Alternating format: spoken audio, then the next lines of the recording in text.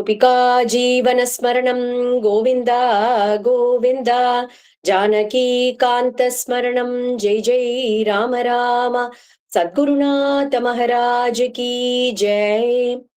हरे राम राम राम हरे हरे, हरे कृष्ण कृष्ण कृष्ण हरे हरे, हरे राम राम राम हरे हरे, हरे कृष्ण कृष्ण कृष्ण हरे हरे, हरे राम राम राम हरे हरे, हरे कृष्ण कृष्ण कृष्ण हरे हरे। जानकी कांत स्मरणं जय जय राम राम। सद्गुरुनाथ महाराज की जय।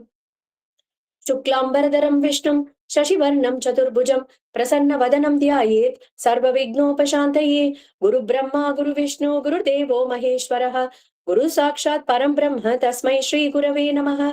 कलये सुन्दराकारं सदैकप्रियदर्शनम् अज्ञाननाशकं देवं सद्गुरुं मुरलीधरं, मुरलीमण्डितकरकमलं मुनिजनमोहनं व्यत्यस्तपादं वनमालाधारिणं प्रेम भक्तमण्डल नित्यकीर्तितं श्रीप्रेमिकवरदम् आश्रयेऽहं। यस्य स्मरणमात्रेण जिह्वायां वर्धते स्वयं महामन्त्रः तं भजामि मुरलीधरदेशिकं। प्रेमामृतं यो मुरलीनिनादैः श्रीकृष्णरूपेण पुराववर्ष, अद्यापि सोऽयं मुरलीधराख्यो पुष्णाति प्रेम्णा भुवनं सहर्षं। विश्वकल्याणदातारम् मुरलीधर सद्गुरुं ज्ञानिनं परमं शान्तं भूयो भूयो नमाम्यहं। संकीर्तिते महामन्त्रे तत्राविर्भूय तत्क्षणं सुप्रसन्नो भवेद्यस्तं प्रेमिकवरदं भजे। वाल्मीकिर्मुनिसिंहस्य कवितावनचारिणः शृण्वन् रामकथानादं को न याति परां गतिं। यत्र यत्र रघुनाथकीर्तनं तत्र तत्र कृतमस्तकाञ्जलिं बाष्पवारि परिपूर्णलोचनं मारुतिं नमत राक्षसान्तकं। मनोजवं मारुततुल्यवेगं जितेन्द्रियं बुद्धिमतां वरिष्ठं वातात्मजं वानरयूतमुख्यं श्रीरामदूतं शिरसा नमामि। वाल्मीकिगिरिसम्भूता रामसागरगामिनी पुनातु भुवनं पुण्या रामायण महानदी। वेदवेद्ये परे पुंसि जाते दशरथात्मजे, वेदः प्राचेतसा दासीत् साक्षाद् रामायणात्मनाम्।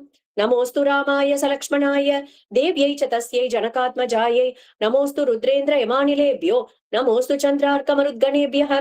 धर्मात्मा सत्यसन्धश्च रामो दाशरथिर्यदि पौरुषे च प्रतिद्वन्द्वः शरैरं जहि रावणिं। सकृदेव प्रपन्नाय तवास्मीति च याचते अभयं सर्वभूतेभ्यो ददाम्येतत्व्रतं मम। जानकीकान्तस्मरणं जय जय राम राम। सद्गुरुनाथ महाराज की जय। ஸ்ரீயப்பதியான பகவான் ஸ்ரீ மாதுரி சக்கி சமேத பிரேமிகவரத டாக்குர்ஜியுடைய அவ்யாஜ கிருபையாலையும் நம் சத்குருநாதர் மகாரண்யம் ஸ்ரீ ஸ்ரீ முரளீதர சுவாமிகளுடைய அபார கருணையாலையும் இன்னைக்கு இந்த ரொம்ப ரொம்ப மங்களகரமா இருக்கக்கூடிய சுந்தரகாண்டத்தை ஸ்ரவணம் பண்றதுக்கான ஒரு பாக்கியம் இந்த சத்சங்கத்தின் மூலியமா குருவாரமா இருக்கக்கூடிய இன்னைக்கு நமக்கு கிடைச்சிருக்கு. அதுக்கு முதல்ல கிருதஜதைய குருநாதருக்கும் பகவானுக்கும் தெரிவிச்சுட்டு மேல தொடரலாம். முழு ராமாயணம் அப்படின்றத பாராயணம் பண்றதுக்கு முடியாதவா கூட, முழு ராமாயணத்தையும் பண்ண முடியாதவா கூட இன்னி மட்டும் சுந்தரகாண்டத்தை பாராயணம் பண்றது, தினம் ஒரு சர்க்கமாவது பாராயணம் பண்றது அப்படிங்கறத வழக்கத்துல வச்சுட்டு இருக்கா இல்லையா. நம்ம ஆரண்ய காண்டம் பாக்குறதே நம்ம கேட்டோம். என்ன கேட்டோம் அப்படின்னா, தர்மம் அர்த்தம் காமம் மோக்ஷம் அப்படின்னு சொல்லக்கூடிய 4 புருஷார்த்தங்கள் இருக்கு. அதுக்கு அடிப்படையா பவுண்டேஷனா, இந்த 4 புருஷார்த்தத்துக்கும் பவுண்டேஷனா இருக்கக்கூடியது பக்தி தான். அந்த பக்திய போஷாக்காக்கி வளர்க்கணும் அப்படின்னா பக்த சரித்திரங்களை நிறைய கேட்கணும் அப்படிங்கறத நம்ம பார்த்தோம் 2 நாள் முன்னாடி. இதுல ராமபக்தரான ஆஞ்சநேயருடைய ஒரு உத்தமமான பக்தி, அவருடைய விடாமுயற்சி, அவருடைய தைரியம், அவருடைய புத்தி சாதுரியம், அவருடைய பராக்கிரமம் எல்லாத்தையும் சொல்லக்கூடியது இந்த அழகான இந்த சுந்தரகாண்டம் அப்படிங்கிற இந்த காண்டம். காரிய சித்தி, அதுக்காகவே சுந்தரகாண்டத்தை நிறைய பேர் பாராயணத்துல வச்சுட்டு இருப்பா. அது நடைமுறையில இன்னைக்கும் இருக்கு. ஒரு திருமணம் தடையில்லாம நடக்கணும், இல்ல தொலைஞ்ச பொருள் ஏதாவது கிடைக்கணும், பிரிஞ்ச தம்பதிகள் ஒண்ணு சேரணும், இந்த மாதிரி கல்யாணம் நடக்கணும், வேலை கிடைக்கணும், எந்த பிரார்த்தனையா இருந்தாலும் அதை இந்த சுந்தரகாண்டம் நிறைவேற்றி கொடுக்கறது அப்படிங்கறதுல துளி கூட சந்தேகமே இல்லை. அதனாலதான் இன்னி மட்டும் இந்த பாராயணம் பண்றது அப்படிங்கிறது நமக்கு வழக்கத்துல இருந்துட்டு இருக்கு. இந்த முழு ராமாயணத்தையும் கேட்ட பலன் இந்த சுந்தரகாண்டத்தை கேட்கறதுனாலேயே நமக்கு கிடைக்கிறது அப்படின்னு பெரியவாளும் சொல்றா. இப்ப ஸ்ரீமத் பாகவதம் அப்படின்னு எடுத்துட்டோம்னா தசமஸ்கந்தம் 10வது ஸ்கந்தத்துல 12 ஸ்கந்தங்கள் இருக்கு மொத்தமா. அதுல 10வது ஸ்கந்தத்துல மொத்தமா 90 சர்க்கத்துல அப்படி வருஷிச்சிருக்கார் சுக மகரிஷி கண்ணனுடைய சரித்திரத்தை. அதுல மீதி இருக்கக்கூடிய ஸ்கந்தங்கள் இருக்கு இல்லையா, 11 ஸ்கந்தங்கள் இருக்கு இல்லையா, அதுல நிறைய பாகவதர்களுடைய சரித்திரம் வருது. அதுலயும் பிரத்யேகமா பாகவதோத்தமரா இருக்கக்கூடிய பிரகலாதருடைய ஒரு சரித்திரமானது 7வது ஸ்கந்தத்துல மொத்தமா இருக்கக்கூடியது 15 அத்தியாயங்கள் இருக்கு அந்த 7வது ஸ்கந்தத்துல. அதுல 10 அத்தியாயத்துல இந்த பாகவதோத்தமரா இருக்கக்கூடிய பிரகலாதருடைய சரித்திரத்தை கொண்டு வைக்கிறார் சுக மகரிஷி. அப்பேற்பட்டது அந்த பாகவதாளுடைய சரித்திரத்தை தான் நம்ம கேட்டுட்டே இருக்கணும் பக்தி வளர்றதுக்கு. அந்த மாதிரி இங்க வால்மீகி மகரிஷியுடைய ஒரு ஹிருதயம் எப்படி இருக்குன்னா, உத்தமோத்தமரா இருக்கக்கூடிய அந்த ஆஞ்சநேயர் ராமபக்தர் அவருடைய பராக்கிரமத்தையும் வீரத்தையும் அந்த பெருமையையும் சொல்லக்கூடியத ஒரு காண்டத்தையே அவருக்காக ஒதுக்கி கொடுத்திருக்காரு இந்த இடத்துல. அதுதான் நமக்கு சுந்தர காண்டம். இந்த சுந்தர காண்டம் அப்படிங்கறதே ராமாயணத்துடைய ஒரு ஹிருதய ஸ்தானமா இருக்கு. என்ன தனி பெருமை இந்த சுந்தர காண்டத்துக்கு அப்படின்னா, இது மட்டும் என்ன நடந்திருக்கோ, பாலகாண்டத்திலேருந்து ஆரம்பிச்சு கிஷ்கிந்தா காண்டம் வரைக்கும் என்ன கதை நடந்திருக்கோ அது வந்துடுறது நமக்கு. இப்ப சுந்தர காண்டத்துல ஒரு சம்மரி மாதிரி நமக்கு வந்துடுறது. அதுல அது மட்டும் இல்ல, பின்னாடி நடக்க போற யுத்த காண்டம் முடிஞ்சு நடக்க போற யுத்தங்கள்லாம் முடிஞ்சு நடக்க போற பட்டாபிஷேகத்தையும் இங்க சூச்சகமா சொல்லிடுறார். சுந்தரகாண்டம் முடியும் போது ஆஞ்சநேயர் அதையும் ஆசீர்வாதம் பண்ணி கொடுத்துடுறார். அப்பேற்பட்ட மங்களகரமானது இந்த சுந்தரகாண்டம். அதனாலதான் இந்த சுந்தரகாண்டத்தை ஸ்ரீமத் ராமாயணத்துடைய பரமசாரம் அப்படின்னு சொல்றோம். இப்போ மத்த காண்டங்கள்லாம் எடுத்துக்கிறோம்னு வச்சுக்கோங்களேன், மத்த காண்டங்களுக்கு எல்லாம் அந்த பேரை பார்த்தாலே அந்த காண்டத்துல நமக்கு என்ன இருக்கு அப்படிங்கறத பேஸ் பண்ணி அந்த பேர் கொடுத்திருக்கா. ஃபார் எக்ஸாம்பிள், இப்போ வந்து ராமருடைய ஜனனம், அவர் இளமையில பண்ணின அவருடைய அந்த யாக சம்ரக்ஷணத்துக்கு போனது, வில்ல உடைச்சது, சிவதனுச நாணேற்றினது, அங்கிருந்து சீதையை கல்யாணம் பண்ணிட்டு வந்தது, இப்படி அவருடைய பால்ய பருவத்தில் நடந்த எல்லாத்தையும் சொல்றதுதான் பாலகாண்டம் அப்படின்னு சொல்றோம். அடுத்தது அயோத்தியா காண்டத்துல, அயோத்தியா காண்டமானது அயோத்தியில ராமருக்கு பட்டாபிஷேகம்னு பேச்சு ஆரம்பிக்கிறது. கைகேயி வரம் கேட்கிறா, அங்கிருந்து வனத்துக்கு கிளம்புறார், பரதன் திரும்பி வர்றார், பட்டாபிஷேகம் பாதுகா பட்டாபிஷேகம் நடக்கிறது. இந்த வரைக்கும் பட்டாபிஷேகம் பாதுகா பட்டாபிஷேகம் பரியந்தம் வரக்கூடியது அயோத்தியா காண்டம். ஏன்னா மெயின்லி அந்த ஈவெண்ட்ஸ் எல்லாம் அயோத்தியில நடக்கிறது. ஆரண்யம் காண்டம் எடுத்துட்டோம்னா பகவான் ஆரண்யத்துக்குள்ள அந்த தண்டகாரண்யத்துக்குள்ள பண்ணிருக்கக்கூடிய லீலைகள் எல்லாம் ஆரண்ய காண்டம்னு சொல்றோம். பகவான் கிஷ்கிந்தையில பண்ணக்கூடிய லீலைகளை கிஷ்கிந்தா காண்டம்னு சொல்றோம். அவர் யுத்தம் பண்ணி ராவணனை வதம் பண்ணி சீதைய மீட்டுண்டு வரக்கூடிய காண்டத்தை யுத்த காண்டம்னு சொல்றோம். அப்படி ஒன்னொன்னுத்தையும் ஐதர் ஒரு ஈவெண்ட்டை பேஸ் பண்ணி அந்த காண்டத்துக்கு ஒரு பேர் கொடுத்திருக்கு. அது அப்படி இல்லை அப்படின்னா, இப்ப ஒரு பேரை வச்சுட்டு, இப்ப பாலகாண்டம் அப்படின்னா குழந்தை பருவத்துல நடந்தது, அதனால பாலகாண்டம் அப்படின்னு ஒரு காரண பெயர் மாதிரி இருக்கு. இப்போ இந்த காண்டத்துல என்னன்னா, ஆஞ்சநேயர் என்ன பண்றார், லங்கைக்கு போறார், சீதையை தரிசனம் பண்றார், அங்கிருந்து திருப்பி மறுபடியும் வந்து ராமர் கிட்ட அதை சமர்ப்பணம் பண்றார், இந்த செய்தியை சமர்ப்பணம் பண்றார். இப்போ முன்னாடி இருக்கிற காண்டங்கள் படி பார்த்தா இதுக்கு ஐதர் லங்கையில நடந்ததுனால லங்கா காண்டம்னு வந்திருக்கணும், இல்ல சீதையுடைய பெருமையை பறக்க சொல்ல போறது இந்த காண்டம்ன்றதுனால சீதா காண்டம்னு வந்திருக்கணும், இல்ல ஆஞ்சநேயருடைய பெருமையை சொல்றதுனால ஹனுமத் காண்டம்னு வந்திருக்கணும் இல்லையா. ஆனா சுந்தர காண்டம் அப்படின்னு ஒரு பெயர் கொடுத்திருக்கார். அதுக்கு காரணம் என்ன அப்படின்னு பெரியவாளா எடுத்து சொல்றா. என்னன்னா, ஹனுமாருக்கு அவருடைய அம்மா அஞ்சனா தேவி வச்ச பேர் வந்து சுந்தரனா. அதனால இந்த சுந்தரனா இருக்கக்கூடிய ஆஞ்சநேயருடைய விருத்தாந்தத்தை சொல்றதுனால இதுக்கு பேர் சுந்தர காண்டம். அது மட்டும் இல்ல, பகவானே சுந்தரன் அந்த ராமச்சந்திர பிரபுடைய ஒரு பாதாதி கேச வர்ணனைய ஆஞ்சநேயர் உத்தம பக்தரா இருக்கக்கூடிய ஆஞ்சநேயருடைய வாக்கால சீதாதேவி தன்னுடைய காதுகளால சிரவணம் பண்றா. ஆஞ்சநேயர் சொல்ல சீதாதேவி சிரவணம் பண்றா இல்லையா. அந்த பகவானே சுந்தரன் அவனுடைய சுந்தரத்தை பத்தி சொல்றதுனாலையும் இது பேரு சுந்தர காண்டம். அது மட்டும் இல்ல, சீதையே சுந்தரி, அந்த சுந்தரியான சீதா மாதாவுடைய பெருமையை எடுத்து சொல்றதுனாலையும் இது சுந்தர காண்டம். வேதே வேத்யே பரே பும்சி ஜாதே தசரதாத்மஜே வேத பிராச்சேத சாதாசித் சாக்ஷாத் ராமாயணாத்மனா அப்படின்னு ஒரு ஸ்லோகம் நம்ம தியான ஸ்லோகத்துல சொல்றோம். அதுக்கு அர்த்தம் நம்ம முதல் நாளைக்கே பார்த்தோம். வேத வேத்தியனா இருக்கக்கூடிய பகவான் கீழே ராமனா இறங்கி வரணும்னு தீர்மானம் பண்ண உடனே வேதங்கள்லாம் பார்த்தது, வேதங்கள் தான் பகவானை காமிச்சு கொடுக்கறது. பகவானே கீழே இறங்கிட்டார் அப்படின்னு போது நம்மளும் கீழே போலாம் அப்படின்னுட்டு வேதங்களே ராமாயணமா ஒரு உரு எடுத்துட்டு வந்தது அப்படின்னு பார்த்தோம் இல்லையா. இப்போ இந்த வேதத்துல இருக்கக்கூடிய ஒரு முக்கியமான பகுதி அப்படின்னாக்கா, வேதத்துக்கு சிரஸ் அப்படியா இருக்கக்கூடிய பகுதி என்னன்னா உபனிஷத்துன்னு சொல்லக்கூடிய அந்த வேதாந்தம் இல்லையா. அப்படி எடுத்துக்கும் போது இந்த ராமாயணமே வேதமயமா இருக்கு, வேதமா இருக்கு. வேதம் இந்த வேதத்தின் சாரமா இருக்கக்கூடிய இந்த ராமாயணத்துக்கு எது சிரசா இருக்குன்னா இந்த சுந்தரகாண்டம் அப்படிங்கறதுதான் உபனிஷத் பகுதியா சிரஸ் பகுதியா இருக்காம இந்த சுந்தரகாண்டம் ஞானத்தையும் வைராகியத்தையும் கொடுக்கக்கூடிய ஒரு பிரதானமா இருக்கக்கூடிய இந்த காண்டமா இருக்கிறதுனாலையும் இதை சுந்தரகாண்டம்னு சொல்றோம். பிராச்சீனமா வரக்கூடிய ஒரு அழகான ஒரு ஸ்லோகம் ஒண்ணு உண்டு. சுந்தரே சுந்தரோ ராமஹ சுந்தரே சுந்தரி கதா சுந்தரே சுந்தரி சீதா சுந்தரே சுந்தரம் வனம் சுந்தரே சுந்தரம் காவியம் சுந்தரே சுந்தர கபிஹி சுந்தரே சுந்தரம் மந்திரம் சுந்தரே கிம்ன சுந்தரம். இங்க சுந்தரே சுந்தரோ ராமஹா அப்படின்னு ஆரம்பிக்கிறார். என்னன்னா ராமனே அழகு, ராமர் அழகு. அந்த சுந்தரே சுந்தரி கதா, இந்த சுந்தரகாண்டத்துடைய கதை இருக்கே அது அழகோ அழகு. சுந்தரியோ சீதா மாதாவோ சுந்தரிகள்ல சுந்தரியா இருக்கா. அதே மாதிரி இந்த அவ உட்கார்ந்துட்டு இருக்கக்கூடிய அந்த அசோக வனமே சுந்தரமா இருக்கு. இந்த காவியம் ராமாயணம்னு எடுத்துட்டோம் அப்படின்னா காவியமே சுந்தரமா இருக்கு. கபிஹி அப்படின்னாக்கா இந்த வானர சிரேஷ்டரா இருக்கக்கூடிய ஆஞ்சநேயரே சுந்தரர். இதுல இருக்கக்கூடிய ஒரு ஸ்லோகமும் இருக்கு இல்லையா இந்த சுந்தரகாண்டத்துல மந்திரபூர்வமா இருக்கு ஒரு ஸ்லோகமும். அதனால ஒரு ஸ்லோகமுமே அந்த சுந்தரமா அவ்வளவு அழகா இருக்கு. இதுல கிம்னு சுந்தரம், இந்த சுந்தரகாண்டத்துல எதுதான் அழகில்லை அப்படின்னு ஒரு பிராச்சீனமான ஒரு ஸ்லோகம். எப்பேற்பட்டது இந்த சுந்தரகாண்டம் அப்படிங்கறத அழகா காமிக்கிறது. ஒரு பகவானுடைய லீலை அப்படின்னு நம்ம எடுத்துட்டோம் அப்படின்னாக்கா அதை ஒரு லீலையாகவும் பார்க்கலாம். இல்ல அதுல பெரியோர்கள்லாம் எடுத்து கொடுத்திருக்கிறபடி அதுல இருக்கக்கூடிய தத்துவத்தையும் பார்த்து அனுபவிக்கலாம். ஃபார் எக்ஸாம்பிள் இப்போ கண்ணன் நண்பர்களோட போய் வெண்ணெய் திருடினான், பானைக்குள்ள வச்சிருக்கக்கூடிய வெண்ணெயெல்லாம் எடுத்து திருடினான்னு சொல்றோம் இல்லையா, நவநீத சோர லீலை. அத அப்படியேவும் அனுபவிக்கலாம். கண்ணன் விஷமம் பண்ணினா நண்பர்கள் மேல ஏறி நின்னு மேல ஒசரக்க இருக்கக்கூடிய பானையில இருந்து வெண்ணெய் எடுத்து தின்னான், அது குரங்குகள் பூனைக்குட்டிகளுக்கு எல்லாமும் கொடுத்தான் அப்படின்லாம் அந்த கதையா கேட்டுட்டோம் அப்படின்னாலும் அது அப்படிதான் ரசிக்கிறது. அது அழகா இருக்கு. ஆனா அதுலயே ஒரு தத்துவமும் எடுத்து சொல்றா. தத்துவமா பார்க்கணும் அப்படின்னாக்கா இந்த வெண்ணெய் அப்படிங்கிறது இருக்கு இல்லையா, இந்த வெண்ணெய் எப்படி இருக்கும், வெள்ளை வெளையர்னு இருக்கு, பியூரா இருக்கு இல்லையா. அதுதான் இந்த நம்மளுடைய மனசு அப்படிங்கிறது தான் அந்த வெண்ணெய். நம்மளுடைய மனசையும் நம்ம வெள்ளையா நம்ம தூய்மையா வச்சுண்டு வெண்ணெய் உருகிற மாதிரி நம்மளும் பகவானை நினைச்சு உருகி உருகி ஒரு சொட்டு கண்ணீர் வெடிச்சு நம்ம பகவானுக்காக உருகினோம் அப்படின்னா அந்த பகவான் எப்படி அந்த நவநீத சோரம் அந்த வெண்ணையை திருடுறதுக்காக வந்தானோ அந்த மாதிரி நம்மளுடைய வெள்ளையா இருக்கக்கூடிய மனசு அப்படி உருகிற மனச அவனே அபகரிச்சுட்டு போவான் அப்படின்னு இந்த நவநீத சோர லீலைக்கு ஒரு தத்துவபரமாவும் அதை பார்த்து ரசிக்க முடியும். அதே மாதிரிதான் ஸ்ரீராமாயணமும். இந்த ராம கதையை உருகி உருகி கேட்டாலே போரும்.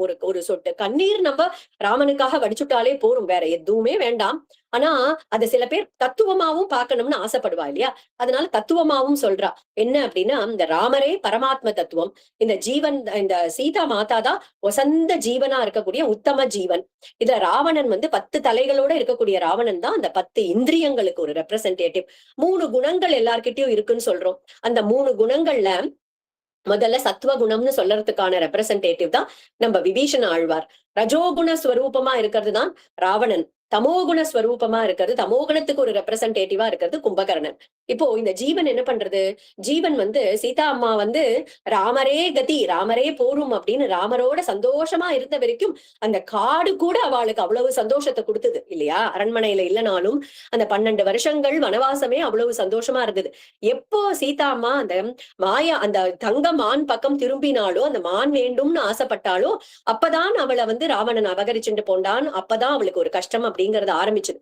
அதே மாதிரிதான் இந்த ஜீவன் பரமாத்மா கிட்டையே மனசை செலுத்திட்டு இருக்கிற வரைக்கும் ரொம்ப ஆனந்தமா இருக்கு. அது மாயைக்கு ஆட்பட்டு உலக சுகங்கள்ல ஈடுபடணும்னு நினைச்சாதான் இந்திரியங்கள் 10 இந்திரியங்கள் சொல்றோம், ஞானேந்திரியங்கள் 5 கர்மேந்திரியங்கள் 5ன்னு அந்த இந்திரியங்கள்லாம் படுத்தி அந்த இந்திரியங்கள் அந்த ஜீவனை அழைச்சி இழுத்துண்டு போய் பகவான் கிட்ட இருந்து பிரிச்சு என்ன பண்றதா சம்சார சாகரம்னு சொல்லக்கூடிய அந்த பெரிய கடல்ல நடுவுல கொண்டு போய் சோகவனம், அந்த சோக வனத்துல கொண்டு போய் நம்மள சிறை வச்சு விடுறது, ஜீவனை கொண்டு போய் சிறை வைக்கிறது. ஆனா இந்த சோக வனத்தையும் அசோக வனமா ஆக்குமாம். எப்போ அப்படின்னாக்கா எப்படி சீதாமா அந்த அந்த வனத்துல உட்கார்ந்து ராம ராம ராம ராம ராம ராமான்னு எப்படி மனசு முழுக்க ராமரையே நினைச்சுண்டு ராம ஜபம் பண்ணிட்டு இருந்தாலோ அந்த மாதிரி இந்த ஜீவனும் பகவன் நாமத்தை புடிச்சுண்டு பகவன் நாமத்தையே சொல்லிட்டு இருக்குமானால் அந்த சோக வனமும் அசோக வனமாகும் அப்படிங்கறதுதான் இந்த இந்த ராமாயணமே நமக்கு காமிச்சு கொடுக்கறது.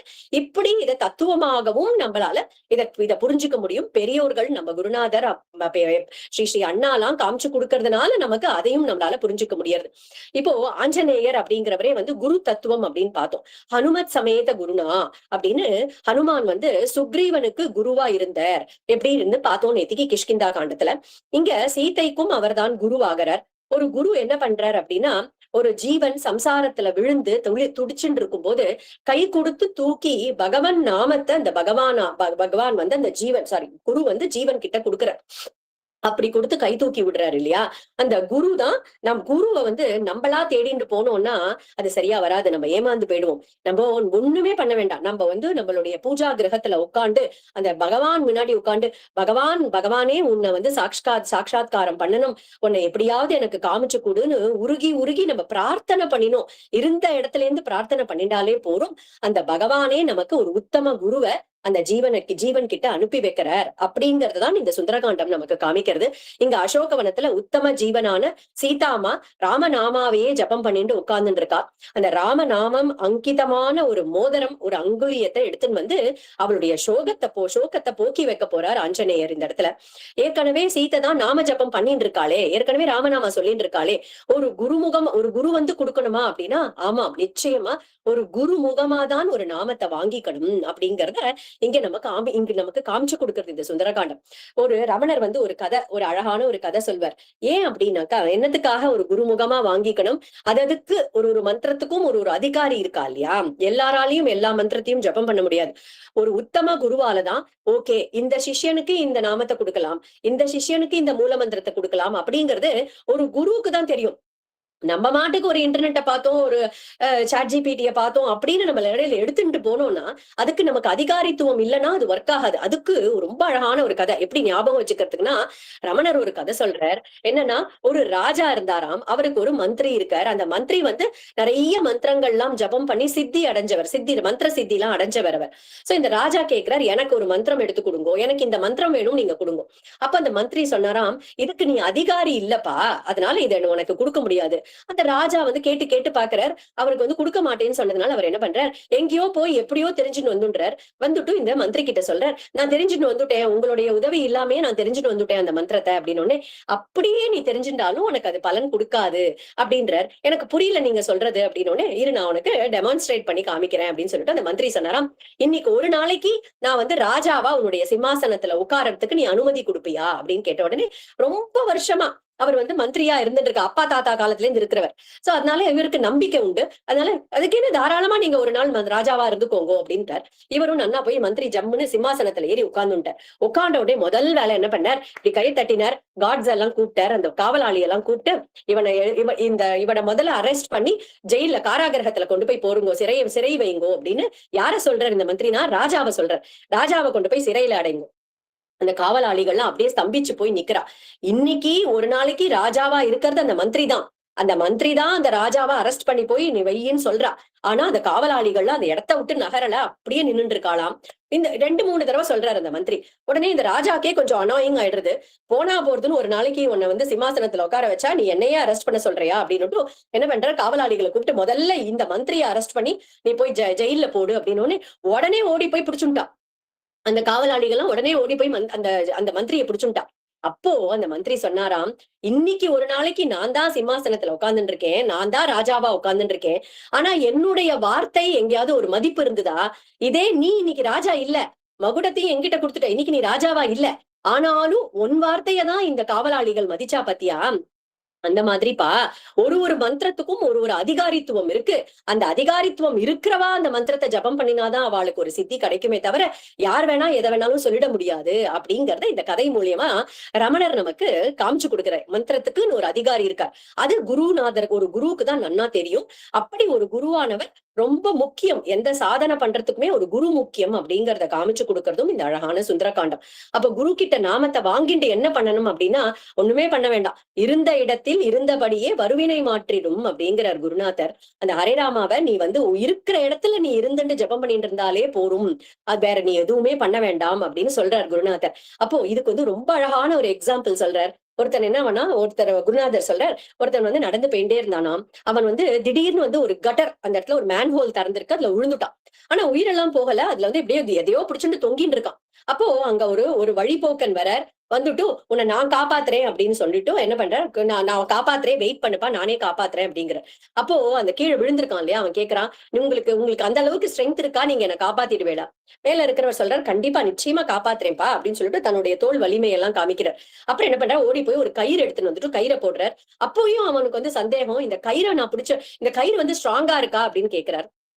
அப்போ அந்த மேல இருக்கிறவர் சொல்றார், ஆமாப்பா, நல்ல ட்ரேடு, நல்ல ஒரு பிராண்டட் கயிறு தான் வாங்கிட்டு வந்திருக்கேன், நீ கவலைப்படாத, இது காலங்காலமா எல்லாரும் யூஸ் பண்ற கயிறு, அதனால நீ பிடிச்சுக்கோ அப்படின்னு நான் போடுறேன், வாங்கிக்கோ அப்படின்னு உடனே அவர் சொல்றாரு. அப்படியும் அவனுக்கு சந்தேகம் போலையாம், நீங்க ஒருவேளை என்னாலேயே புடிச்சுட்டு மேல வர முடியுமான்னு தெரியலையே அப்படின்னு உடனே அந்த மேல இருக்கிறவர் சொல்றார், நீ மேல ஏறி வர வேண்டாம்ப்பா, நீ வெறும் கயிறை புடிச்சுக்கோ போறோம், நான் உன்னை மேல தூக்கி விட்டுடுறேன் அப்படிங்கிறாராம். இதுதான் யாரு அப்படின்னா, அந்த கீழே விழுந்து கிடக்கான் இல்லையா, அந்த கட்டர்ல விழுந்து கடக்கிறவன் தான் நம்மள மாதிரி இருக்கக்கூடிய ஜீவாத்மாக்கள். அப்படி விழுந்து கடக்கோமா, இந்த மேல வந்து காப்பாத்துறேன்னு சொல்றாரு இல்லையா, அவர் தான் குருநாதர். அவர் என்ன சொல்றார், இந்த கயிறு, இந்த பகவன் நாமான்ற ஒரு கயிறை போடுறேன்ப்பா, அந்த கயிறை வந்து நீ வெறும் புடிச்சுண்டா போறோம். அப்பயும் நமக்கு எப்படி, நம்ம என்ன கேள்வி கேட்கிறோம்னா, பகவன் நாமாவா, ஹரிராமாவா, அதை மட்டும் சொன்னா போருமா அப்படின்னு நம்ம கேட்கிறோமா? இதுக்கு ஸ்ட்ராங், இதுக்கு அவ்வளவு ஸ்ட்ரென்த் இருக்கா, உங்களுக்கு அவ்வளவு ஸ்ட்ரென்த் இருக்கா அப்படின்லாம் நம்ம கேட்கிறோமா? அதெல்லாமும் பொறுத்துக்கிறாராம் குருநாதர். ஆமாப்பா, இந்த கயிறு, இந்த பகவன் நாமான்ற கயிறு இருக்கே, இத வந்து மீராபாயில இருந்து ஆரம்பிச்சு பண்டரிபுரம் பக்தர்கள் துக்காராம் நாமதேவர்ல இருந்து ஆரம்பிச்சு எத்தனையோ தியாகராஜர், புரந்தரதாசர்னு எத்தனையோ பேர் இந்த நாமத்தை பிடிச்சுண்டு, இந்த கயிறை பிடிச்சுண்டு மேல போயிருக்கா, நீயும் இந்த கயிறை பிடிச்சுக்கோ. அப்ப நம்ம சொல்றோம் இல்லையா, என்னால கண்டினியூஸா சொல்ல முடியாது, என்னால எப்ப பார்த்தாலும் நாம சொல்ல முடியாது அப்படின்னாக்கா, அதுக்கும் குருநாதர் என்ன சொல்றாருன்னா, வேண்டாம்ப்பா, உன்னால எப்ப முடியறதோ இருந்த இடத்துல இருந்துட்டு எப்ப முடியறதோ சொல்லு, நீ ஒண்ணுமே பண்ண வேண்டாம், இந்த நாமத்தை பிடிச்சுக்கோ, உன்ன நான் கரையே தரேன் இந்த சம்சாரத்துல இருந்து அப்படிங்கிறாராம். அப்பேற்பட்ட ஒரு கருணாமூர்த்தி தான் குரு. இங்க ஹனுமார் வந்து நமக்கு அந்த குரு தத்துவத்தை இந்த சுந்தரகாண்டத்துல நமக்கு காமிச்சு கொடுக்கிறார். நேத்திக்கு கிஷ்கிந்தா காண்டம் முடியும் போது பார்த்தோம், எப்படி ஒரு வானரமும் ஒரு வானராலும் வந்து சொல்றா, என்னால 10 யோஜனை தாண்ட முடியும், என்னால 20 யோஜனை தாண்ட முடியும். அங்கதான் சொல்றாரு, என்னால 100 யோஜனையும் தாண்ட முடியும், ஆனா என்னால திரும்பி வர முடியாது அப்படின்னு சொல்றாரு இல்லையா. இதெல்லாம் தத்துவமா பார்க்கணும். என்ன அப்படின்னாக்கா, என்ன தத்துவம் காமிக்கிறது அப்படின்னாக்கா, நம்ம வாழ்க்கையில நிறைய பேரை பார்ப்போம், நம்மள மாதிரியே ஆன்மீக பயணம் மேற்கொண்டு இருக்கிறவாக்குள்ள அவளெல்லாம் நம்ம பார்ப்போம் இல்லையா. அதுல வந்து ஒருத்தர் பார்த்தா நம்மளை விட 10% அந்த ஆன்மீக பயணத்துல நம்மளை விட முன்னாடி இருப்பா. சில பேர் 20% நம்மளை விட ஒரு பெட்டரா இருப்பா. சில பேர் 30% பெட்டரா இருப்பா. சில பேர் 100% பெட்டரா இருந்து பரம ஞானிகளா இருப்பா. ஆனா என்னன்னா, அவளை கரையேத்திக்க முடியுமே தவிர, என்ன மாதிரி பாவமா இருக்கக்கூடிய ஜீவனை கைய பிடிச்சு தூக்குறதுக்கான சக்தி அவளுக்கு இருக்காது. பகவானால யாரு அனுப்பப்பட்டிருக்காளோ அப்பேற்பட்ட அவதார புருஷர்களால மட்டும்தான் தவிச்சுன்னு இருக்கக்கூடிய ஜீவர்களை கரையேற்ற முடியும் இல்லையா. இந்த இடத்துல எப்படி ஹனுமார் வந்து குரு தத்துவம் அப்படின்னு சொல்றோம் அப்படின்னா, அத்தனை கோட்டி கணக்குல இருக்கக்கூடிய வானரர்களுக்கு நடுவுல ராமச்சந்திர பிரபு என்ன பண்ணார், இந்த ஆஞ்சநேயரை மட்டும்தான் கூப்பிட்டு தன்னுடைய கையில இருக்கக்கூடிய அந்த ராமநாமாங்கிதமான அங்குலியத்தை ஆஞ்சநேயர் கிட்ட கொடுத்து, நீதான் பார்க்க போறேன்ற ஒரு கான்பிடன்ஸோட அவர்கிட்ட கொடுக்கிறார் இல்லையா. அங்கேயே பகவானாலேயே அவர் வந்து குரு தத்துவம் அப்படிங்கறது அந்த இடத்துல ப்ரூவ் ஆயிடுது அந்த இடத்துல கிஷ்கிந்தா காண்டத்துல இல்லையா. இப்போ இந்த குரு என்ன பண்ற, குரு வந்து பகவான வந்து சிஷ்யன் கிட்ட அந்த பகவானை அழைச்சிட்டு வரக்கூடியவர் தான் குரு அப்படிங்கறத நம்ம முதல் நாள்ல இருந்தே பார்த்துட்டு இருக்கோம். அதுதான் பண்றார் ஒரு குருவானவர். இங்கேயும் ராமனை கூட்டிட்டு வந்து சீதையோட சேர்த்து வைக்க போறார் ஹனுமான் இல்லையா. அப்ப நேத்திக்கு பார்த்தோம், ஜாம்பவான் தான் ஆஞ்சநேயருக்கு ஞாபகம் ஊட்டுறார், அவருடைய பலம் என்ன, பராக்கிரமம் என்ன அப்படின்னு ஞாபகப்படுத்தின உடனே அவரும் அந்த மகேந்திர பர்வதத்துக்கு மேல ஏறி போய் நின்னார் அப்படின்னு பார்த்தோம். அப்ப அவர் மேல ஏறி போறாராம். அப்ப அவர் மேல அந்த மலையில இருந்து இருக்கக்கூடிய மரங்கள்லாம் புஷ்ப வருஷம் பண்றது, அப்படியே புஷ்பத்தால மூடி போயிட்டார் ஆஞ்சநேயர். அந்த மகேந்திர பர்வதத்துக்கு மேல நிக்கும் போது அதுவே ஒரு மலை, அந்த மலைக்கு மேல ஒரு புஷ்ப மலை நின்னா எப்படி இருக்கும், அந்த மாதிரி இருக்காராம் அந்த இடத்துல ஆஞ்சநேயர். சுந்தரகாண்டம் ஆரம்பிக்கிறது ரொம்ப அழகா ஆரம்பிக்கிறது, மறுபடியும் தகாரத்துல ஆரம்பிக்கிறது. ததோ ராவண நீதாயாக சீதாயாக சத்ருகர்ஷனக ஈயேஷ பதமன்வேஷ்டும் சாரணாச்சரிதே பதி. வால்மீகி சொல்ற, ஆஞ்சநேயர் லங்கைக்கு போறதுக்காக ரெடி ஆகும் போதே அங்க ராவணனுடைய பலம், அவர் இன்னும் கிளம்ப கூட இல்ல, மகேந்திர பர்வதத்துக்கு மேலதான் நின்னுட்டு இருக்கார். அப்பவே ராவணனுக்கு அவனுடைய பலம் எல்லாம் குறைய ஆரம்பிச்சு கொடுத்தாம அந்த இடத்துல. அப்போ முதல்ல தன்னுடைய குருக்கு நமஸ்காரம் பண்றார். ச சூர்யாய மகேந்திராய பவனாயாத்மயோனயே பூதேபியஞ்சாஞ்சலிம் கிருத்வா சகார கமனேமதிம். தனக்கு சிக்ஷா குருவா இருக்கக்கூடிய சூரியனுக்கு நமஸ்காரம் பண்ணிட்டு, மகேந்திராய அதை இந்திரனும் எடுத்துக்கலாம், இல்ல இந்திராதி தேவர்களுக்கும் தேவனா இருக்கக்கூடிய ராமச்சந்திர பிரபுனும் எடுத்துக்கலாம், நமஸ்காரம் பண்றாராம். பவனாய தன்னுடைய அப்பாவா இருக்கக்கூடிய வாயு பகவானுக்கு நமஸ்காரத்தை பண்ணிட்டு, மத்தபடி எல்லா சர்வ பூதங்களுக்கும், மரம் செடி கொடி மிருகங்கள் எல்லாத்துக்கும் நமஸ்காரம் பண்றாராம். ஏன் அப்படி பண்ணினார் அப்படின்னா, எல்லாத்துக்குள்ளயும் சீதாராமரை பார்க்கக்கூடிய ஒரு சக்தி ஆஞ்சநேயருக்கு இருந்ததுனால எல்லாத்துக்கும் நமஸ்காரம் பண்ணிட்டு அங்கிருந்து கிளம்புறதுக்காக தீர்மானிக்கிறார். அப்போ நமக்கு இங்க காமிச்சு கொடுக்கிறார் குருநாதர், எந்த காரியத்தை நம்ம பண்றதா ஆரம்பிக்கிறதா இருந்தாலும் ஒரு 3 விஷயம் புரிஞ்சுக்கணும். இந்த காரியத்தை என்னுடைய குருநாதர் பிரீத்திக்கோ இல்ல பகவானுடைய பிரீத்திக்காகவோ நான் இந்த காரியத்தை பண்ண போறேன். அதுவும் என் முயற்சியில இல்ல, பகவானுடைய கிருபை. என்னுடைய முயற்சி இருந்தாலும் அது பகவானுடைய கிருபையால நான் இந்த காரியத்தை பண்ண போறேன். இந்த காரியத்தை பண்ணிட்டு அதனால என்ன பலன் வருதோ அத என்னுடைய குருநாதருக்கோ இல்ல பகவானுக்கோ நான் சமர்ப்பணம் பண்ண போறேன். அப்படிங்கறதுதான் நம்மளுடைய ஒரு காரியத்திலையும் நம்ம பண்ணக்கூடியதுலயும் அதுதான் நம்மளுடைய ஆட்டிடியூடா இருக்கணும் அப்படின்னு சொல்லிட்டு இங்க ஆஞ்சநேயரும் அதான் நினைக்கிறார். இந்த ராம கைங்கரியத்தை ராமருடைய பிரீத்திக்காக நான் பண்ண போறேன். ராம நாமத்துடைய பலத்தால, ராமனுடைய கிருபையால பண்ண போறேன். அதே மாதிரி திரும்பி வந்து இதோடைய பலனை ராமர்கிட்டயே நான் வந்து சமர்ப்பிக்க போறேன் அப்படின்னு மனசுல தீர்மானம் பண்ணிட்டு கிளம்புறார். அடுத்தது கருடாழ்வார தியானம் பண்றாராம். ஏன்னா கருட வேகத்துல பறந்து போய் சீத்தைய பார்த்துட்டு சாதிச்சுட்டு வரணும் அப்படிங்கிறதுக்காக, கருடன் தானே பகவானுக்கு வாகனம். அப்படி கருடனே வந்து நம்ம என்ன சொல்றோம், குருநாதர் என்ன சொல்றாருன்னா, பிரணவ ஸ்வரூபம் அவருடைய பக்ஷங்கள் இருக்கு இல்லையா, அதுதான் ஆ ஊ மா அப்படின்னு சொல்லக்கூடிய அந்த பிரணவத்தின் ஸ்வரூபம் அவருடைய சிறகுகள். அந்த கருடன் தான் பகவானுக்கு வாகனம், அவரே வேத ஸ்வரூபம். அதனாலதான் அழகா பாடுறார் குருநாதர், அகரமும் கரமும் மகரமுமான ஒரு எழுத்தின் சாரத்தை இறகாக கொண்டவனே கொணர்தி உன் இறைவனையே, சடுதியில் கொணர்தி உன் இறைவனையே அப்படின்னு கருடனுக்கு முதல்ல நமஸ்காரம் பண்றாராம். நான் ராம கைங்கரியத்துக்காக போறேன், ராம கைங்கரியம் நல்லபடியா முடிஞ்சு பெரிய திருவடின்னு சொல்லுவோம் நம்ம, கருடாழ்வார பிரார்த்தனை பண்ணிட்டு கிளம்புறார். அப்போ ஆஞ்சநேயர் கிளம்பும் போது என்ன ஆகுது, மத்த வானராள்லாம் பக்கத்திலேயே நின்னுண்டு, இப்ப எப்படி நம்ம ஒரு சொந்தக்காரா கிளம்புறா அப்படின்னா கொஞ்சம் தூரம் போய் அவளை வழி அனுப்பிட்டு வரா மாதிரி இந்த வானரர்கள் எல்லாம் பக்கத்திலேயே நின்னுண்டு அகண்ட ராமநாமா பஜனை ஆரம்பிச்சு கொடுத்தாம். அந்த இடத்துல ராம ராம ராம சீதா ராம ராம ராம் ராம ராம ராம ராஜா ராம ராம ராம் அப்படின்னு அகண்ட நாமா அந்த இடத்துல ஆரம்பிச்சு கொடுத்து வானரர்கள்லாம் அகண்ட நாமா பண்ணிட்டு இருக்க, வால்மீகி அங்கிருந்து ஜம்முன்னு கிளம்புறார். வால்மீகி இந்த ஹனுமானுடைய ஒரு பாவம் எப்படி இருக்கு அப்படின்னு வால்மீகி மகரிஷி சொல்றார். என்ன நினைக்கிறாராம் ஆஞ்சநேயர், ராம பானம் நான் ஒரு ராம பானம் மாதிரி, ஒரு பானம் ஒரு ஆரோ எடுத்துட்டோம் அப்படின்னா அதுக்கே ஒரு சைத்தன்யம் கிடையாது. அது அந்த யாரு கையில வச்சுட்டு இருக்காளோ, யாரு எந்த இலக்க நோக்கி அதை எய்யறாளோ அது கிட்ட போகும், அந்த டார்கெட்டை போய் அடிக்கும் பானம் இல்லையா. நானும் ராம பானம் மாதிரிதான். என்னால இந்த காரியத்தை சாதிக்கிறதுன்றது முடியாது, ராமர் தான் என்னை இந்த இலக்க நோக்கி என்ன பிரயோகம் பண்ணணும். அப்படி என்னையும் இந்த சீதையை கண்டுபிடிக்கிறதுக்காக இப்ப ராம பானமாட்டமா அனுப்புறார். அந்த ராம பானம் எப்படி எங்கேயும் நிக்காம நேர போய் இலக்கை அடிச்சுட்டு வருமோ, அந்த மாதிரி நானும் எங்கேயுமே நடுவுல நிக்க மாட்டேன். எந்த தடங்களும் வராம நானும் போய் சீதைய பார்க்க போறேன், லங்கைக்கு போய் சீதைய பார்க்க போறேன். அந்த ராம பானத்துல ராம அப்படிங்கிற 2 எழுத்து பொறிக்கப்பட்டிருக்கும். என்னுடைய மனசுலயும் என்னுடைய வாக்குலயும் ராம அப்படிங்கிற அந்த நாமத்தை எடுத்துட்டு நான் இப்ப கிளம்ப போறேன். ராமபானம் எப்படி இலக்க அடிச்சுட்டு மறுபடியும் அவருடைய அம்பரா தூணிலேயே வந்து உட்காந்துக்குமோ, அதே மாதிரி நானும் லங்கைக்கு போய் சீதைய பார்த்துட்டு திரும்பி ராமர்கிட்டயே திரும்பி வந்து அந்த விஷயத்த நான் சொல்லணும் அப்படின்னு பிரார்த்தனை பண்ணிட்டாராம். ராமர்கிட்டவே திரும்பி வந்து சேரணும்னு பிரார்த்தனை பண்ணிட்டார். அப்போ என்னன்னா, ஒரு க்ஷணம் கூட இந்த காரியத்தை நான் பண்றேன் அப்படிங்கிற ஒரு துளி கூட ஒரு அகங்காரமே இல்ல. அப்படி ஒரு வினயத்தை காமிக்கிறார். வினயம் அப்படின்னாலே ஆஞ்சநேயர் தான் இல்லையா. நம்ம எல்லாம் ஸ்லோகம் சொல்றோம், புத்திர் பலம் யசோதைரியம் நிர்பயத்துவம் ஹரோகதா அஜாட்டியம் வாக்படுத்துவம் ஹனுமத் ஸ்மரணாத் பவேத். எனக்கு புத்தி பலம் யசக அப்புறம் தைரியம் எல்லாமே, வாக்குப்படுத்துவம் வாக்குவன்மை எல்லாமே நமக்கு இந்த ஆஞ்சநேயர் வேண்டிண்டாக்க நமக்கு கிடைச்சுடுறது அப்படின்னு பாக்குறோம். ஆனா அப்பேற்பட்ட ஆஞ்சநேயர் எப்படி இருக்காருன்னா, நான் ஒரு ராம பானம், I'm just an instrument in the hands of Bhagavan அப்படிங்கறத நமக்கு இந்த இடத்துல காமிச்சு கொடுக்குறார். அப்படி வினயத்தோட தன்னுடைய பயணத்தை ஆரம்பிக்கிறார். அப்போ அந்த சாகரத்துல மேல ஏறி பறந்து கிளம்புறாரா. அப்போ அந்த சாகரம் பார்த்தது நம்ம முன்னாடியே பார்த்தோம் இல்லையா, எப்படி வந்து இந்த இக்ஷ்வாகு குலத்துல வந்த ராஜா சகரனாலதான் அந்த அந்த ஓஷன்ஸ் எல்லாமே வந்தது பூலோகத்துல அப்படின்னு பார்த்தோம்.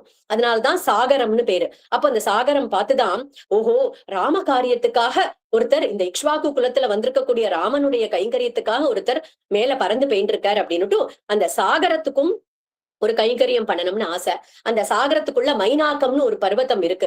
முன்னாடி திரேதா யுகத்துல எல்லாம் என்னன்னா அந்த மலைகளுக்கெல்லாமும் பறக்கக்கூடிய ஒரு சக்தி உண்டு, சிறகுகள் உண்டு.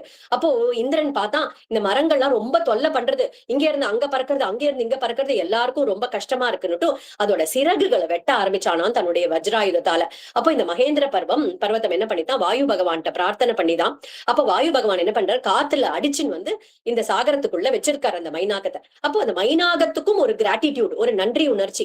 ஆஹா, வாயு புத்திரனான ஆஞ்சநேயர்ல மேல பறந்து பெயின்றிருக்கார், நம்ம இவருக்கு ஏதாவது சகாயம் பண்ணணும் அப்படின்னுட்டு அந்த மகேந்திர பர்வதம் அப்படியே மேல எழுந்து வந்துதான். அப்ப ஆஞ்சநேயர் பார்த்தார், இது என்னடா இது, முதல்ல எடுத்த உடனே ஒரு விக்னம் வரா மாதிரி இருக்கே அப்படின்னு பார்த்துட்டும் கிட்ட போனோடனே அந்த மகேந்திர பர்வதம் சொல்றது, நீங்க வந்து நான் உங்களுடைய வாயு பகவானாலதான் நான் இன்னைக்கு இந்த இடத்துல இந்த இந்த இந்த சாகரத்துல நான் இருந்துட்டு இருக்கேன் பத்திரமா. அதனால நான் பண்ற அதிதி சத்காரத்தை நீங்க ஏத்துக்கணும். நீங்க காய் கனிகள்லாம் நிறைய இருக்கு, கொஞ்சம் இளைப்பாரிட்டும் நீங்க போலாமே அப்படின்னு உடனே ஆஞ்சநேயர் சொன்னார், நான் எங்கேயுமே எதுக்காகவும் நிக்கிறது இல்ல, ராமகாரியத்தை முடிக்கிறது வரைக்கும் அப்படின்னு பிரதிஜை பண்ணிட்டு இருக்கேன் அப்படின்னுட்டு அவர் கொடுத்தது எல்லாத்தையும் அப்படியே கையால தொட்டுண்டாராம். தொட்டுண்டுட்டும் நீங்க கொடுத்ததே போரும், எனக்கு ஆஃபர் பண்ணதே போரும் அப்படின்னு சொல்லிட்டு அங்கிருந்து கிளம்புறார். அப்ப தேவர்கள் எல்லாம் பார்த்தா நம்ம இந்த ஆஞ்சநேயர் என்னமோ கிளம்பிட்டார், ஆனா அவருக்கு உண்மையாவே இதை முடிச்சுட்டு வரதுக்கான சக்தி இருக்கான்னு தெரியலையே அப்படின்னு ஒரு பரிசோதனை பண்ணி பார்க்கணும் அப்படின்றதுக்காக சுரசா அப்படிங்கிற ஒரு நாக மாதா, அந்த நாக மாதாவை நீ போய் கொஞ்ச நாளி இவர் போற வழியில ஒரு விக்னத்தை கொடு அப்படின்னு அனுப்பி வைக்கிறா. அப்ப இந்த சுரசா என்ன பண்றா, அந்த இடத்துல வந்து நின்னுட்டு ஆஞ்சநேயரை தடுத்து நிறுத்தி சொல்றாளாம், எனக்கு பிரம்மா வரம் கொடுத்திருக்கார், யாரா இருந்தாலும் வாய்க்குள்ள புகுந்துதான் மேல போக முடியும் அப்படின்னு ஒரு வரம் இருக்கு அப்படின்னு நான் வரேம்மா, உன்னுடைய வாயில போகிறேன், ஆனா இப்ப ராம காரியத்துக்காக பெயின்றிருக்கேன், இப்ப என்ன தடுக்காத, நான் போய் சீதைய பார்த்துட்டு திரும்பி வந்து நிச்சயமா உன்னோட வாய்க்குள்ள போறேன் அப்படின்றார். ஆனா அவ சொல்றா, அதெல்லாம் முடியாது, நீங்க இப்ப என்னோட வாயில போனாதான் இதுக்கு மேல போக முடியும்னு. சரி, என்ன முழுங்குற அளவுக்கு நீ வாயை தர அப்படின்னு இவரும் வளர்ந்துட்டே போறா, அவளும் பெருசா வாயை திறந்துட்டே போறார். அவர் உடனே என்ன பண்ற, புத்தி சாதுரியத்தால தன்னை ஒரு கட்ட விரல் சைஸுக்கு சின்னதாக்கிட்டு அவளுடைய வாயு உள்ள போயிட்டு வெளில வந்துட்டார். வந்துட்டு என்ன சொல்றார், பிரவிஷ்டோஸ்மி ஹிதே வக்திரம் தாக்ஷாயணி நமோஸ்துதே. ஹே தாக்ஷாயினி, உனக்கு நமஸ்காரம்மா, நீ கேட்டது உன்னுடைய வாய்க்குள்ள போகணும்னு கேட்ட, நான் போயிட்டு வந்துட்டேன். கமிஷியே எத்திர வைதேகி, நீ இப்போ வைதேகி எங்க இருக்காளோ அந்த இடத்துக்கு எனக்கு போறதுக்கு அனுமதி கொடு அப்படின்னு தம் திருஷ்டுவா வதனான் முக்தம் சந்திரம் ராகு முகாதிவ அப்ரவீத் சுரசாதேவி ஸ்வேன ரூபேண வானரம். அதை பார்த்தா எப்படி இருந்தது அப்படின்னா, ஒரு ராகுடைய முகத்திலேருந்து வெளிப்பட்ட சந்திரநாட்டம் இருந்தாராம் அந்த இடத்துல ஆஞ்சநேயர். அவ சொல்றா, சுரசா சொல்றா, அர்த்த சித்தியை ஹரிஸ்ரேஷ்ட கச்ச சௌமிய யதா சுகம். ஹே சௌமியமா இருக்கக்கூடியவரே, நீங்க இப்போ எங்க கிளம்பணுமோ அங்க போங்கோ, சீக்கிரமே சீதைய கூட்டின்னு வந்து ராமரோட சேர்த்து வைங்கோ அப்படின்னு அவளும் ஆசீர்வாதம் பண்ணாலாம். தேவர்களுக்கு எல்லாம் சந்தோஷம். மறுபடியும் கடந்து போறார். போனா இப்ப வந்து கொஞ்ச தூரம் போறார், ஆனா யாரோ அவரை பிடிச்சு நிறுத்துறா மாதிரி இருக்கு. அவர் வந்து இப்ப நம்ம த்ரெட்மில் எல்லாம் ஒரே இடத்துல நடப்போம்ல, அந்த மாதிரி அவர் பறக்கிற மாதிரியே இருக்கு, ஆனா எங்கேயுமே நகரல, அதே இடத்துல நின்று இருக்கார். என்னன்னு பார்த்தா கீழே ஒருத்தி அவருடைய நிழலை பிடிச்சு இழுத்துட்டு இருக்கா. இது சிம்ஹிகான்னு ஒரு ராட்சசி. நிஜமாவே அவருக்கு வந்து ஒரு கஷ்டத்தை கொடுக்கணும் அப்படிங்கிறதுக்காக வராலாம், அவரை வதம் பண்றதுக்காக. அப்போ அவளை போட்டு கிழிச்சு துவம்சம் பண்ணி அந்த சிம்ஹிகையும் அவளை வந்து வதம் பண்றாரு அந்த இடத்துல. அப்ப தேவர்கள்லாம் ஆஞ்சநேயருடைய பராக்கிரமத்தை கொண்டாடி சொல்றாளாம், எஸ் யத்வேதானி சத்வாரி வானரேந்திர யதா தவ ஸ்மிருதிஹி திருதிஹி மதிஹி தாக்ஷ்யம் ச கர்மசு ந சீததி.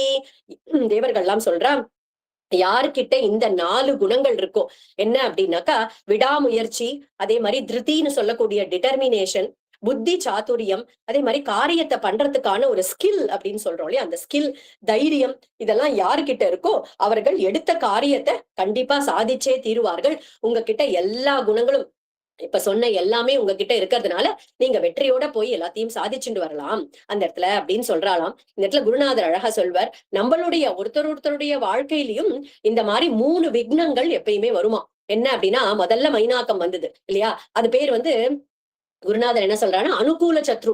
எப்படின்னாக்கா அவ வந்து நமக்கு கஷ்டம் கொடுக்கணும்னு வரமாட்டா.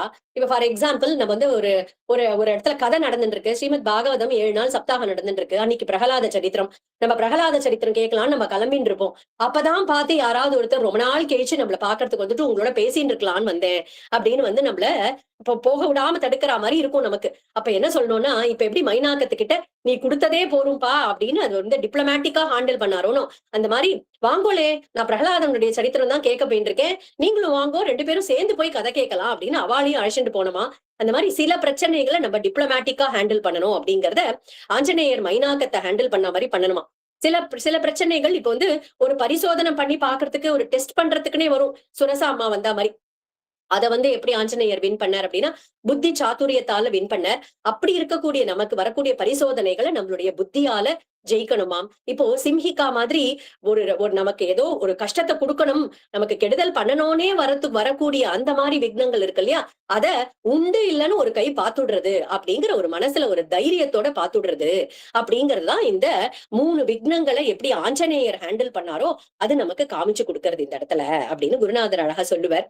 அப்புறம் ஆஞ்சநேயர் கடலை தாண்டி போயிடுறார், லங்கைக்கு வந்துடுறார். வந்த உடனே என்ன ஆகுது, சசாகரம் தானவ பன்னகாயுதம் பலேன விக்ரம்ய மகோர்மி மாலினம் நிபத்திய தீரேச்ச மகோததேஸ்ததா ததர்ஷ லங்காம் அமராவதீமிவ.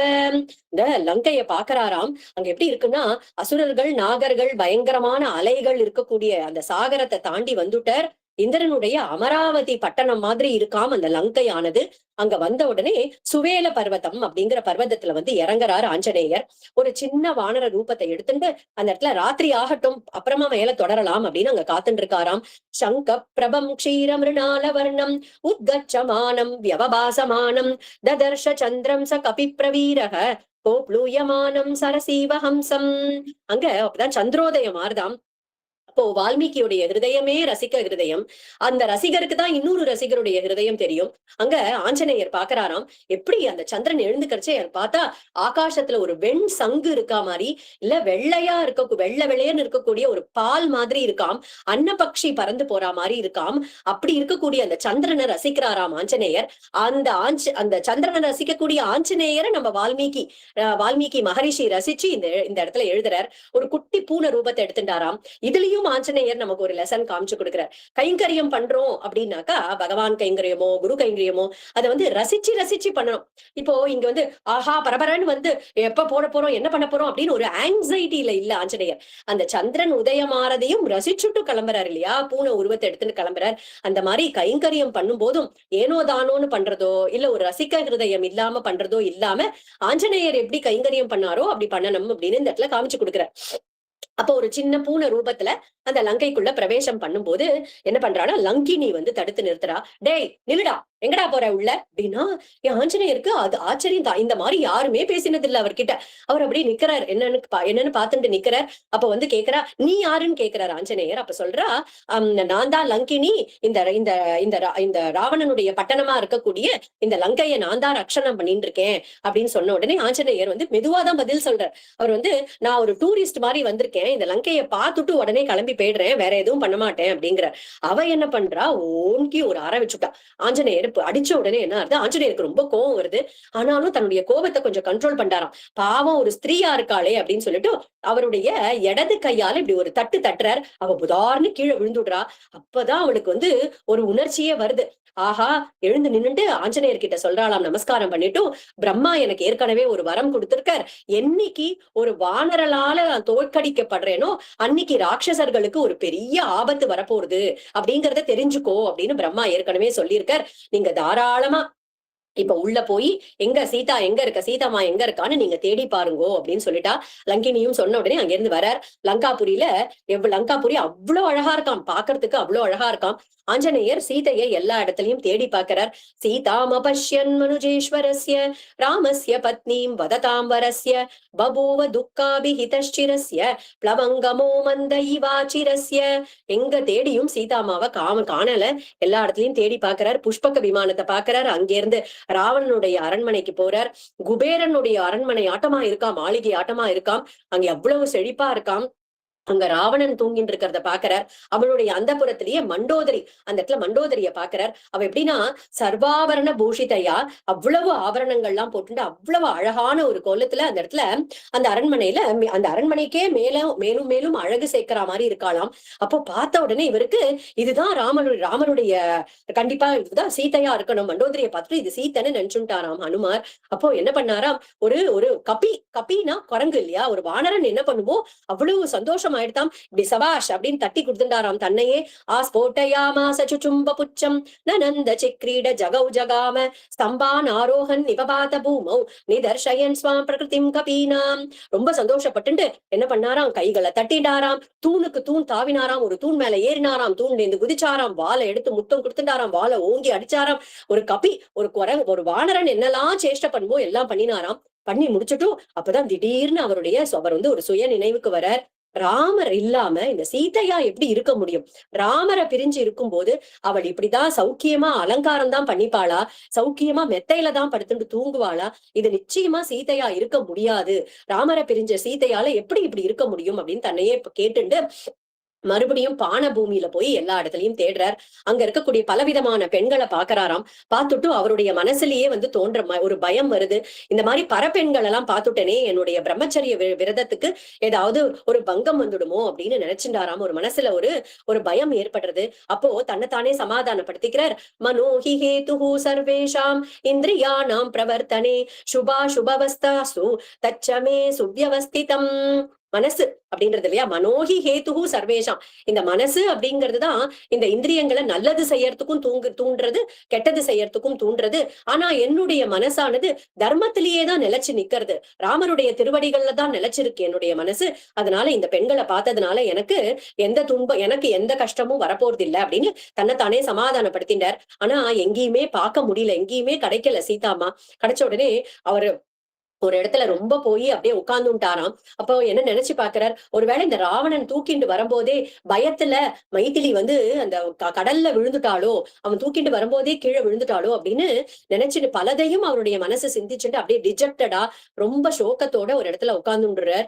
அப்ப மறுபடியும் தன்னைத்தானே சொல்லிக்கிறார். அனிர்வேதஹ ஸ்ரீயோ மூலம் அனிர்வேதஹ பரம் சுகம் அனிர்வேதோஹி சததம் சர்வார்த்தேஷு பிரவர்த்தக. மனம் தளராம இருக்கிறது அப்படிங்கிறது இருக்கு இல்லையா, அந்த ஒரு ஒரு எந்தூசியாசமோட எந்த வேலையும் பண்றது அப்படிங்கிறது இருக்கு இல்லையா, மனசு எப்பயுமே தளராம இருக்கிறது, விடாமுயற்சி, அதுதான் எல்லா மங்களங்களையும் கொடுக்கும், எல்லா மகிழ்ச்சியையும் அந்த விடாமுயற்சி, அந்த மனத்தளர்ச்சி இல்லாம இருக்கிறது தான் கொடுக்கும் அப்படின்னு மறுபடியும் தன்னை சமாதானப்படுத்தின்னு எல்லா இடத்துலயும் தேட ஆரம்பிக்கிறார். அப்போ சீதைய மறுபடியும் காண கிடைக்கலன்னுட்டும் உட்காந்து யோசிக்கிறார். நான் மட்டும் இப்ப சீதை இல்லாம திரும்பி போய் சீதைய கிடைக்கல அப்படின்னு சொன்னேன் அப்படின்னா ராமர் உயிர் தரிக்க மாட்டார். ராமர் இல்லைன்னா லக்ஷ்மணர் இருக்க மாட்டார். ராமரும் லக்ஷ்மணரும் இல்லைன்னா மீதி 2 பிராத்தாக்களும் நிச்சயமா உயிரை விட்டுடுவா. அந்த அயோத்தியாவே அப்படி அயோத்தியைக்கே ஒரு நாசம் வந்துடும். இப்படி ராமருக்கும் லக்ஷ்மணருக்கும் ஒரு ஹானி வந்ததுக்கு அப்புறம் நம்ம மகாராஜாவா இருக்கக்கூடிய சுக்ரீவனும் அங்கதனும் கூட உயிரோட இருக்க மாட்டா, வானரர்களுக்கும் ஒரு கேடு வந்துடும். இப்படி எல்லாருக்கும் ஒரு பெரிய ஆபத்தை உண்டாக்குறதுக்கு பதிலா நம்ம திரும்பியே போக வேண்டாம், இந்த லங்கையிலேயே உட்கார்ந்து நம்ம பிராயோபவேஷம் இருந்து இங்கேயே நம்ம உயிரை விட்டுடலாம் அப்படின்னு உட்கார்ந்தார். அப்பதான் அனுமான் பார்த்தாராம், நான் என்ன தொலைஞ்சு போற ஒரு பேனா பென்சிலியா தேடுறேன், நான் தேடுறது யாரு அப்படின்னா பிராட்டி சீதாமா வைதேகி ஜானகி. நான் தேடிட்டு இருக்கக்கூடிய தேவிய ஒரு தெய்வமானவள். அவள் அந்த தெய்வத்தை தெய்வம் தான் காமிச்சு கொடுக்கணுமே தவிர நம்மளுடைய முயற்சியால நம்ம எப்படி சாதிக்கணும்னு நினைச்சிட்டோம் அப்படின்னு மறுபடியும் அழகா நிமிந்து உட்கார்ந்துட்டாராம். அந்த இடத்துல உட்கார்ந்து தன்னுடைய மனசுல ஒரு அழகான ஒரு கோவில கட்டுறார். தன்னுடைய மனசு ஹிருதயத்திலேயே ஒரு கோவில் கட்டுறாராம். அந்த கோவில்ல நிறைய பிராகாரங்கள் அமைக்கிறார். யார் யாருக்கு அப்படின்னா நிறைய தேவதைகளுக்கு, இந்திரனுக்கு ஒரு சந்நிதி, சிவபெருமானுக்கு ஒரு சந்நிதி, அக்னிக்கு ஒரு சந்நிதி, மருத்துக்களுக்கு ஒரு சந்நிதி, இப்படி தனித்தனியா சன்னிதானம் பண்ணிட்டு சன்னிதானத்தை அமைக்கிறார். கர்ப்ப கிரகத்துல கொண்டு போய் சீதாமாவை வைக்கிறாளாம். அதுக்கு அந்த கர்ப்ப கிரகத்துக்கு வாசல்ல காவலா நிக்கக்கூடியது ராம லக்ஷ்மணாலாம். இப்படி ஒரு அழகான கோவில தன்னுடைய ஹிருதயத்திலேயே நிர்மாணம் பண்ணிட்டு அந்த சீதா ராமர் லக்ஷ்மணர் தேவதைகளுக்கு ஒரு அழகான ஒரு ஸ்தோத்திரம் பண்றார். நமோஸ்து ராமாய சலக்ஷ்மணாய தேவியை சதஸ்யை ஜனகாத்மஜாயை நமோஸ்து ருத்ரேந்திர யமானிலேபியோ நமோஸ்து சந்திரார்க்க மருத்கணேபியஹ. அப்படின்னு ஹே ராமரே, ராமருக்கு நமஸ்காரம், லக்ஷ்மணருக்கு நமஸ்காரம், தேவியான ஜனக புத்திரியா இருக்கக்கூடிய அவளுக்கு ஒரு நமஸ்காரம், ருத்ரர்கள், அனிலன், அக்னி, எல்லாருக்கும், சூரியன், சந்திரன், எல்லா தேவதைகளுக்கும் நமஸ்காரம், எனக்கு சீதையை காமிச்சு கொடுங்கோ அப்படின்னு ஒரு ஸ்தோத்திரம் பண்ணிட்டு கண்ணை திறக்கிறார். அப்பதான் பாக்குறார் அப்பதான் பாக்குறார் அந்த இடத்துல ஒரு அசோக வனம் இருக்கு. அந்த வனத்துக்கு நம்ம இன்னும் போகலையே அப்படின்னு கண்ணை திறந்து பாக்குறார். இங்க என்ன காமிக்கிறார் ஆஞ்சநேயர் அப்படின்னா, நம்மளுடைய முயற்சி 100% நம்மளுடைய முயற்சி போடணும். ஆனா அதுக்கு மேல பகவானுடைய ஒரு கிருபை அப்படிங்கிறது இருந்தாதான் எடுத்த காரியத்துல ஒரு வெற்றி அப்படிங்கிறது கிடைக்கும். குருநாதர் அழகா ஒரு ஃபார்முலா சொல்லுவார், effort plus grace is equal to success அப்படின்பார். நமக்கு எஃபர்ட்டை போடணும், அதோட பகவானுடைய ஒரு கிருபை இருந்ததுன்னா எடுத்த காரியங்கள் நிச்சயமா வெற்றி அடையும் அப்படிங்கிறதுல சந்தேகம் இல்ல. சோ கண்ணை திறக்கிறார், அங்க அசோக வனம் இருக்கு. ஆனா அங்க போய் அப்பதான் யோசிக்கிறேன், நம்ம இன்னும் இங்க போய் பார்க்கலையே அப்படின்னு சொல்லிட்டு அசோக வனத்துக்கு போகணும்னு பாக்குறாரு. அசோக வனத்துல அங்க சிம்சுபா விருட்சத்துக்கு கீழே சீதாமாவுடைய ஒரு தரிசனம் கிடைக்கிறது. பொறுமையும் தபஸும் தவமும் உருவெடுத்து இருக்கா மாதிரி இருக்கக்கூடிய அந்த சீதாமாவை அந்த இடத்துல பாக்குறார். தான் யார தேடி வந்தோமோ இவள் தான் அது அப்படின்னு தெரிஞ்சு இருக்கா அப்படின்னா, விமலம் பிராம் சுபாவத்வாத் உல்லிகந்தம் இவாம்பரம் ததோ மலின சம்வீதாம் ராட்சசீபிஹி சமாவிருதாம் உபவாச கிருஷாம் தீனாம் நிஸ்வசந்தீம் புனః புனः ததர்ஷ சுக்லபக்ஷாதௌ சந்திரரேகாமிவானலம். என்ன சொல்றாருன்னா, அவருடைய அந்த கண்களால பாக்குறார். பார்க்கக்கூடிய அந்த சிம்சுபா விருட்சத்துக்கு கீழே பாக்குறார். ஒரு மலினமான வஸ்திரம், ஒரு பழைய வஸ்திரத்தை உடுத்திண்டு ஏகவேணி ஒரு ஒத்த பின்னல் போட்டுண்டு ஹாராமா ஹா லக்ஷ்மணா அப்படின்னு உபவாசத்தால கிருஷமா போயிருக்காம் அவருடைய சரீரம். அப்படி இருக்கக்கூடிய அந்த ராட்சசிகளுக்கு நடுவுல இருக்கக்கூடிய அந்த சீதைய பாக்குறாளாம். பாக்குறதுக்கே மிருதுவா அழகா இருக்கா. ஆனா கோரமான ராட்சசிகள்லாம் சூழ இருக்காளாம். இந்த இடத்துல கம்பர் அழகா சொல்றார், தருமமே காத்ததோ சனகன் நல்வினை கருமமே காத்ததோ கற்பின் காவலோ அருமையோ அருமையே யாரிது ஆற்றுவார் ஒருமையே எம்மனோர்க்கு உரைக்கர் அப்பாலதோ. என்ன சொல்றாரு அப்படின்னா, அருமையோ அருமையே, யாருதான் இந்த சீத்தைய இந்த இப்படி கோரமா இருக்கக்கூடிய இந்த ராட்சசிகளுக்கு நடுவுல இன்னும் உயிர் தரிச்சுண்டு இந்த சீதாமா இருக்காளே, அருமையோ அருமை, இவளை எதுதான் காப்பாத்துறதுன்னு தெரியலையே, இந்த ராட்சசிகள் கிட்டே இருந்து எது காப்பாத்தின் இருக்கு, தர்மமே காத்ததோ, தர்மம் தான் காப்பாத்துறதா, இல்ல ஜனகர் பண்ணிருக்கக்கூடிய நல்ல கர்மாக்கள் இவளை காப்பாத்தின் இருக்கா, இவளுடைய கற்பே இவளுக்கு அரணா காப்பாத்தின் இருக்கா, வார்த்தைகள் இல்லையே இத சொல்றதுக்கு அப்படின்னு இடத்துல கம்பர் அழகா சொல்றார். அப்போ துஷ்கரம் கிருதவான் ராமோ ஹீனோ யதனயா பிரபு தாரயத்யாத்மனோ தேகம் ந சோகேனாவசீததி ஏவம் சீதாம் ததா திருஷ்ட்வா ஹிருஷ்டஹ பவன சம்பவஹ ஜகாம மனசா ராமம் பிரசசம்ச சதம் பிரபும். சீதையை பாக்குறதுக்கு முன்னாடி கிஷ்கிந்தால எல்லாம் இருக்கும்போது ஆஞ்சநேயர் யோசிப்பாராம், என்ன இவர் ஒரு க்ஷத்ரிய ராஜான்னு சொல்றாரு இந்த ராமர், எப்ப பார்த்தாலும் சீத்தைன்னு புலம்பின் இருக்காளே அப்படின்னு நினைச்சாராம். ஆனா இங்க சீதாமாவை பார்த்து அந்த பிரதம தர்சனத்துக்கு அப்புறம் தான் தெரியறதாம், இந்த ராமரால 10 மாசம் இந்த தெய்வத்தை பிரிஞ்சு எப்படி இருக்க முடிஞ்சது, இந்த சீதாமாவை பிரிஞ்சு எப்படி கிஷ்கிந்தையில அவரால் இருக்க முடியறது அப்படின்னு இப்ப அப்படி யோசிக்க ஆரம்பிச்சுட்டாராம் ஆஞ்சநேயர். உடனே நினைச்சாராம், இதுக்கு மேல இவாளை பிரிச்சு வச்சு பாக்குறதுக்கு என்னால முடியாது அப்படின்னுட்டு தன்னுடைய ஹிருதயத்துல அழகான ஒரு ஊஞ்சலை போட்டாராம். அந்த ஊஞ்சல்ல ராமரை கூட்டிட்டு வர்றார். ஏஹி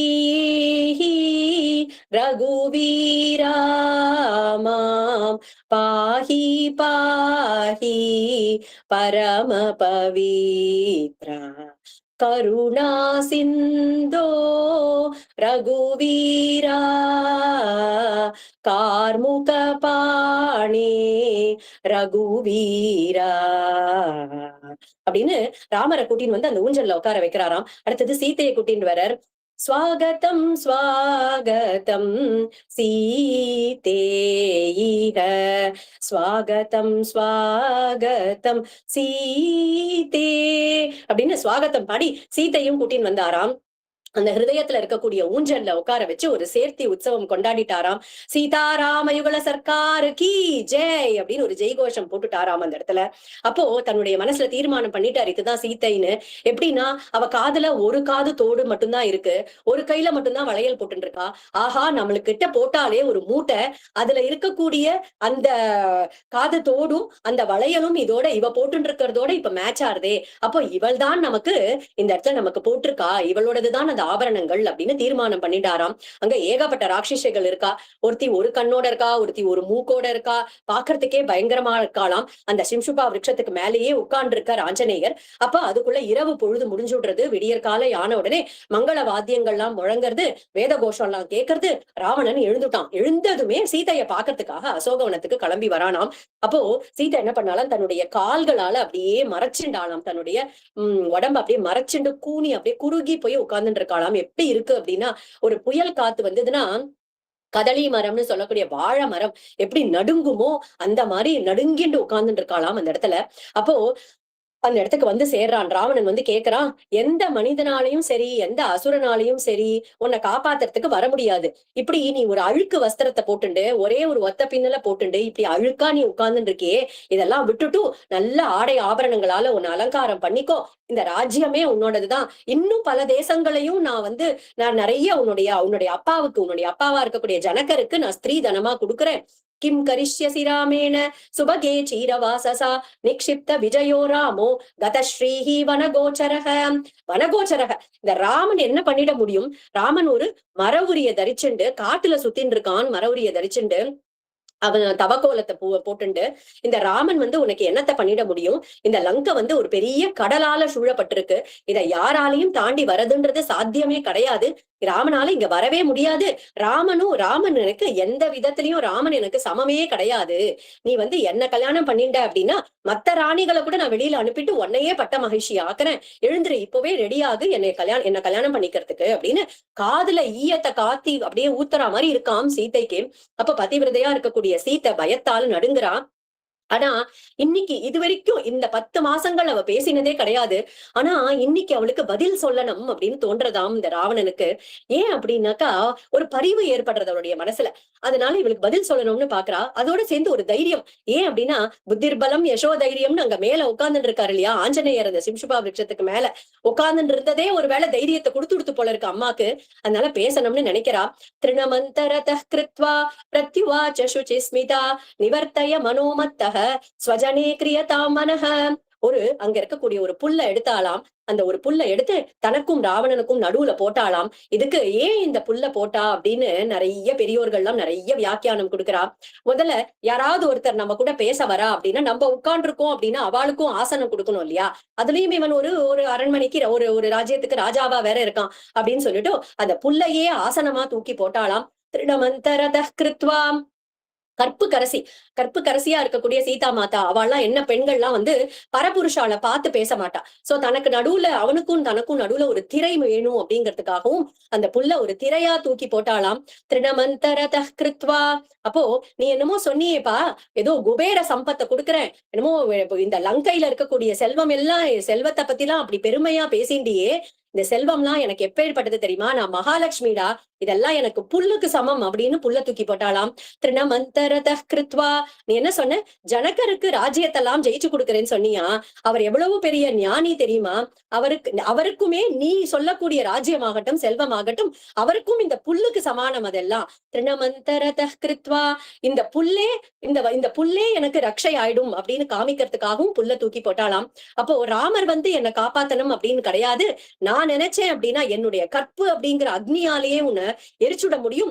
எப்படி அக்னியானது இந்த புல்ல எரிக்குமோ அந்த மாதிரி உன்னை எரிச்சுடுவேன் காமிக்கிறதுக்காக திருணமந்தரத கிருத்வா.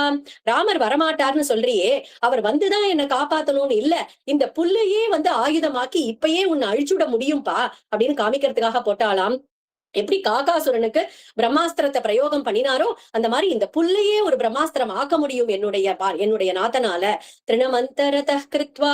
நம்ம ராமன் கடலை தாண்டி வர முடியாது, வரணுங்கிறது இல்ல.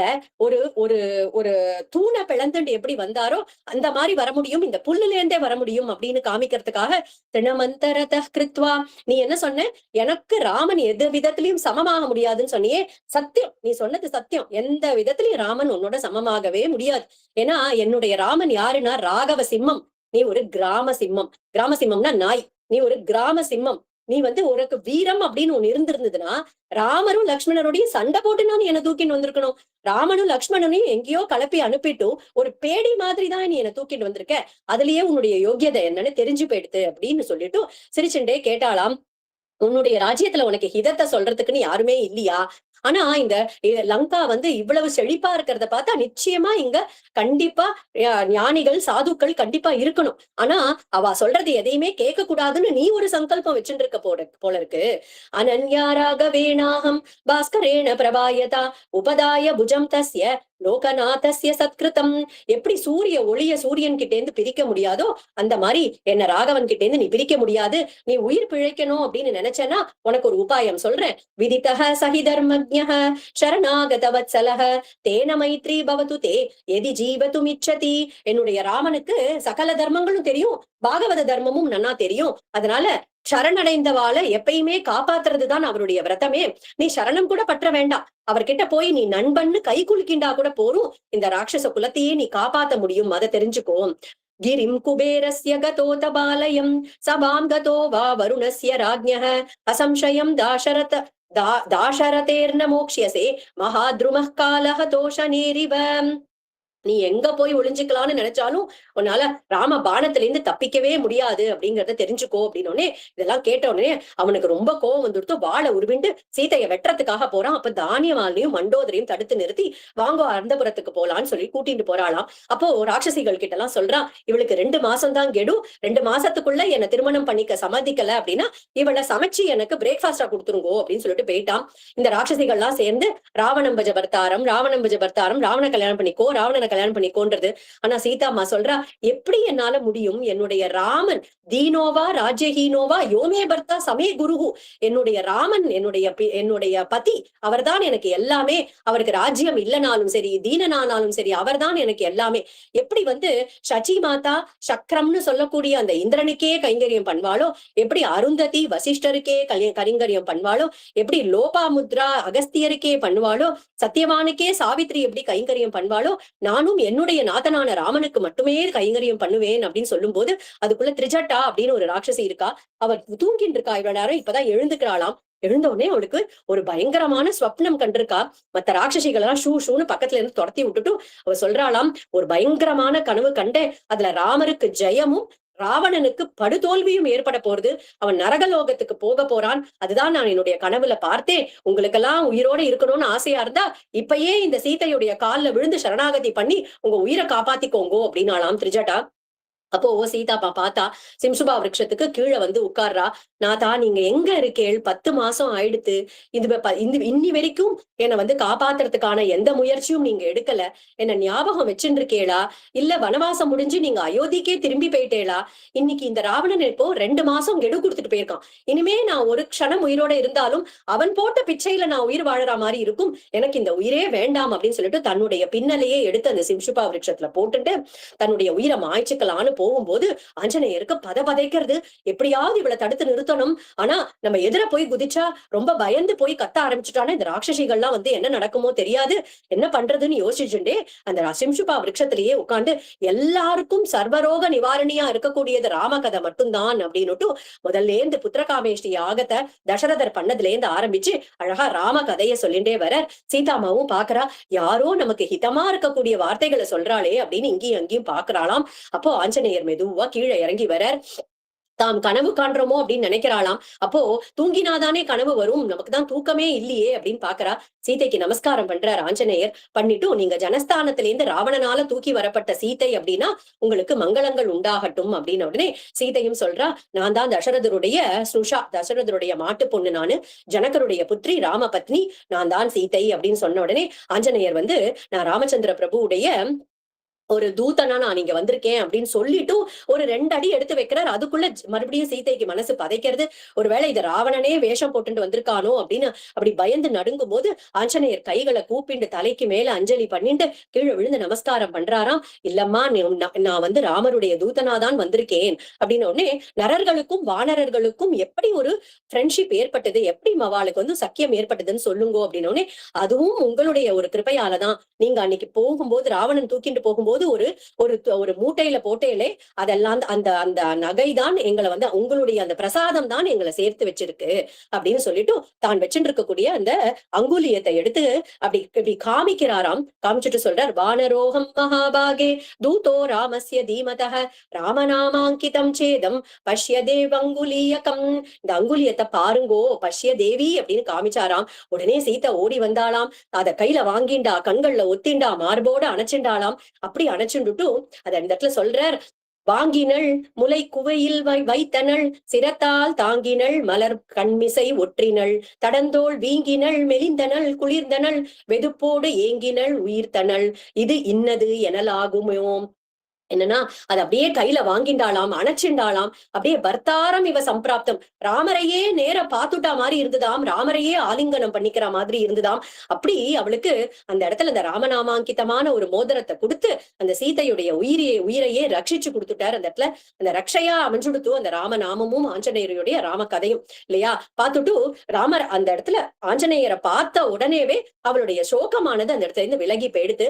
அப்படி அந்த அங்குலியத்தை கொடுத்தார். அப்புறம் ராமர் எப்படி இருக்கார் சொல்லு அப்படின்னு உடனே ராமர் எதுவுமே சாப்பிடுறது இல்ல, பானம் பண்றது இல்ல, தூங்கினா கூட திடீர்னு அப்படியே எழுந்து உட்காந்துக்கிறார். சீதே சீதேன்னு ஒரு மதுரமான குரல்ல கூப்பிட்டு அப்படியே உட்கார்ந்துட்டு இருக்கார். பூச்சி கடிக்கிறதோ கொசு கடிக்கிறதோ எதுவுமே தெரியல அவருக்கு, உங்களுடைய ஞாபகமாகவே இருக்கு அப்படின்னு உடனே அப்பதான் வந்து அவளுடைய சோகம் கொஞ்சமாவது குறைஞ்சுதாம்.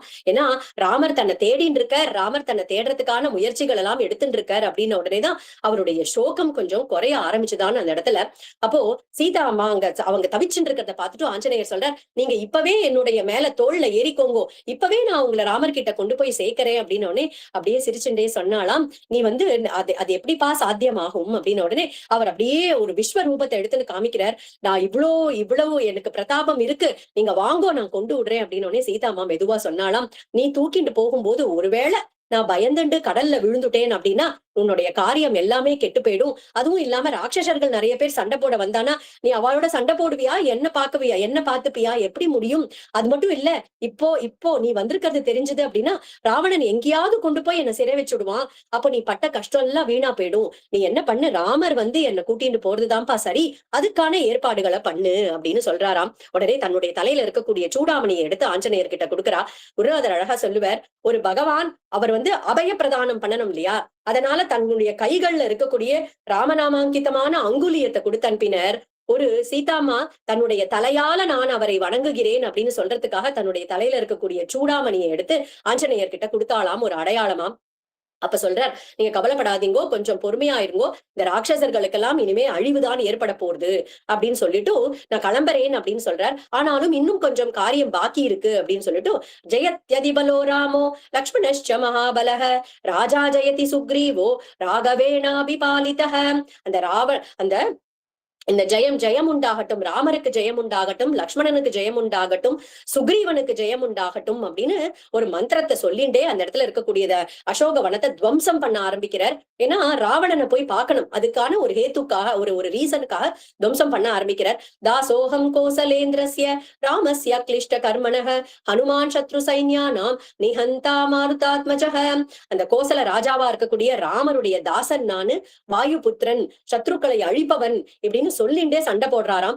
1000 ராவணன் வந்தா கூட என்னுடைய பராக்கிரமத்துக்கு எதிர்க்க நிக்க முடியாது அப்படின்னு மரங்கள் அந்த இருக்கக்கூடிய கல்லு பாறை எல்லாத்தையும் எடுத்து உடைச்சு துவம்சம் பண்ணி நிறைய ராட்சசால அழிக்கிறார். அப்போ ராவணனுக்கு போய் சொல்றா, இந்த ராட்சசிகள்லாம் இந்த மாதிரி ஒரு குரங்கு வந்து துவம்சம் பண்ணிட்டு இருக்கு அப்படின்னு அவனும் பாக்குறான். அவன் முதல்ல ஜம்புமாலியை அனுப்புறான், அவனையும் வதம் பண்றார். 7 மந்திரி புத்திரர்கள் வரா, அவளும் போயிடுறா. 5 சேனாதிபதிகள் அவளும் போயிடுறா. அடுத்தது அக்ஷகுமாரன் அவனுடைய புத்திரனே வரான், அவனும் போயிடுறான். அடுத்ததுதான் இந்திரஜித் வரான். இந்திரஜித் வந்தவுடனே தன்னுடைய பிரம்மாஸ்திரத்தால ஆஞ்சநேயரை கட்டிடுறான். கட்டினோடனே என்ன ஆகுது, ஆனா பிரம்மா தான் நேத்திக்கே பார்த்தோம் வரம் கொடுத்திருக்காரு பிரம்மாஸ்திரம் ஒண்ணும் பண்ணாதுன்னு. அதனால அவரை ஒண்ணும் பண்ணலான்னா கட்டினா மாதிரி அவர் வந்து அப்படியே இருக்கார். அப்ப இந்திரஜித்துக்கும் புரிஞ்சு போயிடுறது, ஓஹோ இவன் ராவணனை பாக்குறதுக்காக, அப்பாவை பாக்குறதுக்காக தான் கட்டுனா மாதிரி இருக்கான் போல இருக்கு அப்படின்னு கட்டி இழுத்துட்டு போய் அங்க விட்ட உடனே ராவணனை பாக்குறாரு. முதல்ல பார்த்த உடனே ஆச்சரியப்படுறாராம் ஆஞ்சநேயர். அஹோ ரூபம் அஹோ தைரியம் அஹோ சத்வம் அஹோ தியுதிஹி அஹோ ராட்சசராஜஸ்ய சர்வலக்ஷண யுக்ததா. என்ன ரூபம், என்ன தைரியம், என்ன பராக்கிரமம். இவன் மட்டும் அதர்மத்தின் வழி போகாம இருந்திருந்தான்னா இவன் இந்திரலோகத்தையே ஆட்சி பண்ணிருக்க முடியும். ஆனா இப்படி இந்த மாதிரி ஒரு அதர்மத்தை பண்ணிட்டானே, அதுவும் ராமச்சந்திர மூர்த்திக்கு இங்க அப்படின்னு ஆஞ்சநேயர் தன்னுடைய மனசுல நினைக்கிறார். ஆஞ்சநேயரை ராவணன் பாக்குறான் சிம்மாசனத்துல இருந்து. அவனுக்கு பார்த்த உடனே ஒருவேளை அந்த கைலாசத்துல இருந்து நந்தியே இறங்கி வந்துட்டாரோ அப்படின்னு நினைக்கிறானாம். இன்னொரு பக்கம் பார்த்தா ஒருவேளை இது வாலியா இருக்குமோ அப்படின்னு தோன்றது. நேத்திக்கு தான் பார்த்தோம் இல்லையா, எப்படி வாலினாலே ராவணனுக்கு பயம் அப்படின்னு பார்த்தோம். அப்பயே அந்த சந்தியாவந்தனம் போதே எப்படி இடுக்கிண்டு போனான் அப்படின்னு பார்த்தோம். இன்னொரு நாளைக்கு என்னாச்சா, இந்த வாலி சந்தியாவந்தனம் பண்ணிட்டு இருக்கும், மறுபடியும் போய் அவனுக்கு ஈகோ ஹர்ட் ஆயிடுது இல்லையா, ராவணன் மறுபடியும் போய் சண்டைக்கு கூப்பிடுறான். அப்ப வாலி என்ன பண்ணானா, இந்த வாட்டி கையில எல்லாம் இடிக்க முடியாதுன்னு வால்ல நன்னா சுத்தின்டுட்டான் ராவணனை. வால்ல நன்னா சுத்தின்டுட்டு எல்லா கரைக்கும் போய் அர்க்கியத்தை கொடுத்துட்டு அன்னைக்கு இருக்கக்கூடிய காரியங்கள், ராஜ்ய காரியங்கள் எல்லாம் பார்த்துட்டு கிரகத்துக்கு திரும்பி வந்துட்டு பார்த்தா அங்க குழந்தை விளையாடின்னு இருக்கு, விளையாட்டு சாமான எல்லாம் வச்சுட்டு. அப்போ குழந்தையே அங்கதான், இங்க வா, உனக்கு ஒரு புது பொம்மை வாங்கி வந்திருக்கேன் பாரு அப்படின்னுட்டு அந்த வாலை எடுத்து போட்டு அடிச்சானா. அப்போ 10 தலையோட இருக்கக்கூடிய ராவணன் அப்படியே கிரு கிரு கிரு கிருன்னு ஒரு பம்பரம் விட்டா எப்படி அந்த சுத்தும், அந்த மாதிரி 10 தலையும் சுத்தி அந்த இடத்துல நிக்கிறான். அந்த இடத்துல விழுந்தானாம் ராவணன். அந்த குழந்தையும் அப்படி கை கொட்டி சிரிச்சுதான். அதனால வாலினாலே பயம். ஒருவேளை இது வாலியா இருக்குமோ அப்படின்னு பயந்தானாம் ராவணன். அப்போ ஆஞ்சநேயருக்கு அவன் மனசுல நினைக்கிறது என்னன்னு தெரியறது. ஆஞ்சநேயர் சொல்றார், பயப்படாத, வாலி எல்லாம் இல்ல, வாலி என்னைக்கோ பரலோகம் போயாச்சு. ராவணன் கேட்டானா, வாலி பரலோகம் போயாச்சா? என்ன தேவர்களோட சண்டை நடந்ததா? எத்தனை பேர் வந்தா? என்ன ஆயுதங்கள் எல்லாம் யூஸ் பண்ணா? எப்படி வாலி அழிஞ்சான் அப்படின்னு போது, அதெல்லாம் ஒண்ணும் இல்ல, ஒரே ஒரு பானத்தால என் ராமச்சந்திர பிரபுவால வதம் பண்ணப்பட்டான். அப்பேற்பட்ட ராமச்சந்திர கிட்ட தான் நான் இப்போ தூதனா வந்திருக்கேன் அப்படின்னு ராவணன் பக்கத்துல இருக்கக்கூடிய பிரஹஸ்தன் அப்படின்றவனை கூப்பிட்டு இவனை விசாரணை பண்ணு அப்படின்னு உடனே அவரும் சொல்றார், இந்த மாதிரி ராமச்சந்திர பிரபு கிட்ட இருந்து நான் தூதனா வந்திருக்கேன். ராமர் சர்வ லோகத்துக்கும் பிரபு, சிங்கம் மாதிரி இருக்கக்கூடியவர். அவர்கிட்ட நீ இந்த மாதிரி ஒரு அதர்மத்தை பண்ணாத, இந்த ராட்சச குலமே அழிஞ்சு போயிடும், அதனால உன்னால எங்க இருந்தும் தப்பிக்க முடியாது. பிரம்மா ஸ்வயம்பூ சதுரான நோவா ருத்ரஸ்திரி நேத்ர ஸ்திரிபுராந்த கோவா இந்திரோ மகேந்திரஹ சுரநாயகோவா திராத்தும் ந சக்தா யுதிராம வத்தியம். யாராலையும் உனக்கு ஒரு ஹெல்ப்பும் பண்ண முடியாது. பிரம்மாவா இருந்தாலும் சரி, ருத்ரனா இருந்தாலும் சரி, இந்திரனே வந்தா கூட யாராலையும் உன்னை காப்பாத்த முடியாது. அப்படி ராமர் உன்னை அழிக்கணும்னு முடிவு பண்ணிட்டாருன்னா உன்னை யாராலையும் காப்பாத்த முடியாது அப்படின்னு இவனை கொன்னுடுங்கோ அப்படின்னு ராவணன் கோபத்தோட சொல்றான். அப்ப விபீஷணர் தான் எழுந்து சொல்றார், தூதனை வதம் பண்ணக்கூடாது அப்படின்னு இந்த குரங்குகளுக்கே வால் தான் அவளுக்கு ஆபூஷம், அவர் ஒரு ஆபரணம் மாதிரி, அதனால அதுல நெருப்ப வச்சுடுங்கோ அப்படின்னு உடனே எடுத்துட்டு போய் நெருப்ப வைக்கிறாளாம். அப்ப சில ராட்சசிகள்லாம் சீத்தை கிட்ட ஓடி சொல்றா, உன்னை பார்த்து பேசிட்டு இருந்ததே குரங்கு, அதோட வால்ல நெருப்பு வச்சிருக்கா அப்படின்னு உடனே சீதாமா அங்கேயே உட்காண்டாளாம். அக்னி பகவான்கிட்ட பிரார்த்தனை பண்றா, யத்யஸ்தி பதி சுஷ்ரூஷா யத்யஸ்தி சரிதம் தபஹ யதி சாஸ்தியேக பத்னித்வம் ஷீதோ பவ ஹனுமதஹ.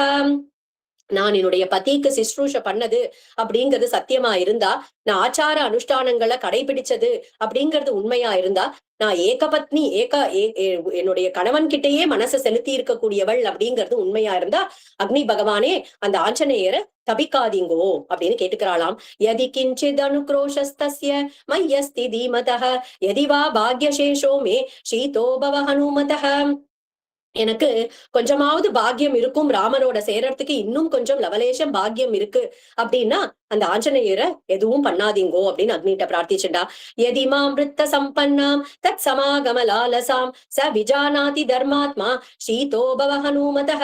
அந்த தர்மாத்மாவான ராமரோட நான் சேர போறது சத்தியமானால் அந்த ஹனுமானை தகிக்காம இருங்கோ அப்படின்னு உடனே ஆஞ்சநேயருக்கு வால்ல நெருப்பு வச்சிருக்கா, அப்படியே தண்ணி எடுத்து கொட்டினா மாதிரி அப்படி அவ்வளோ குளுமையா எடுத்தாம அந்த இடத்துல.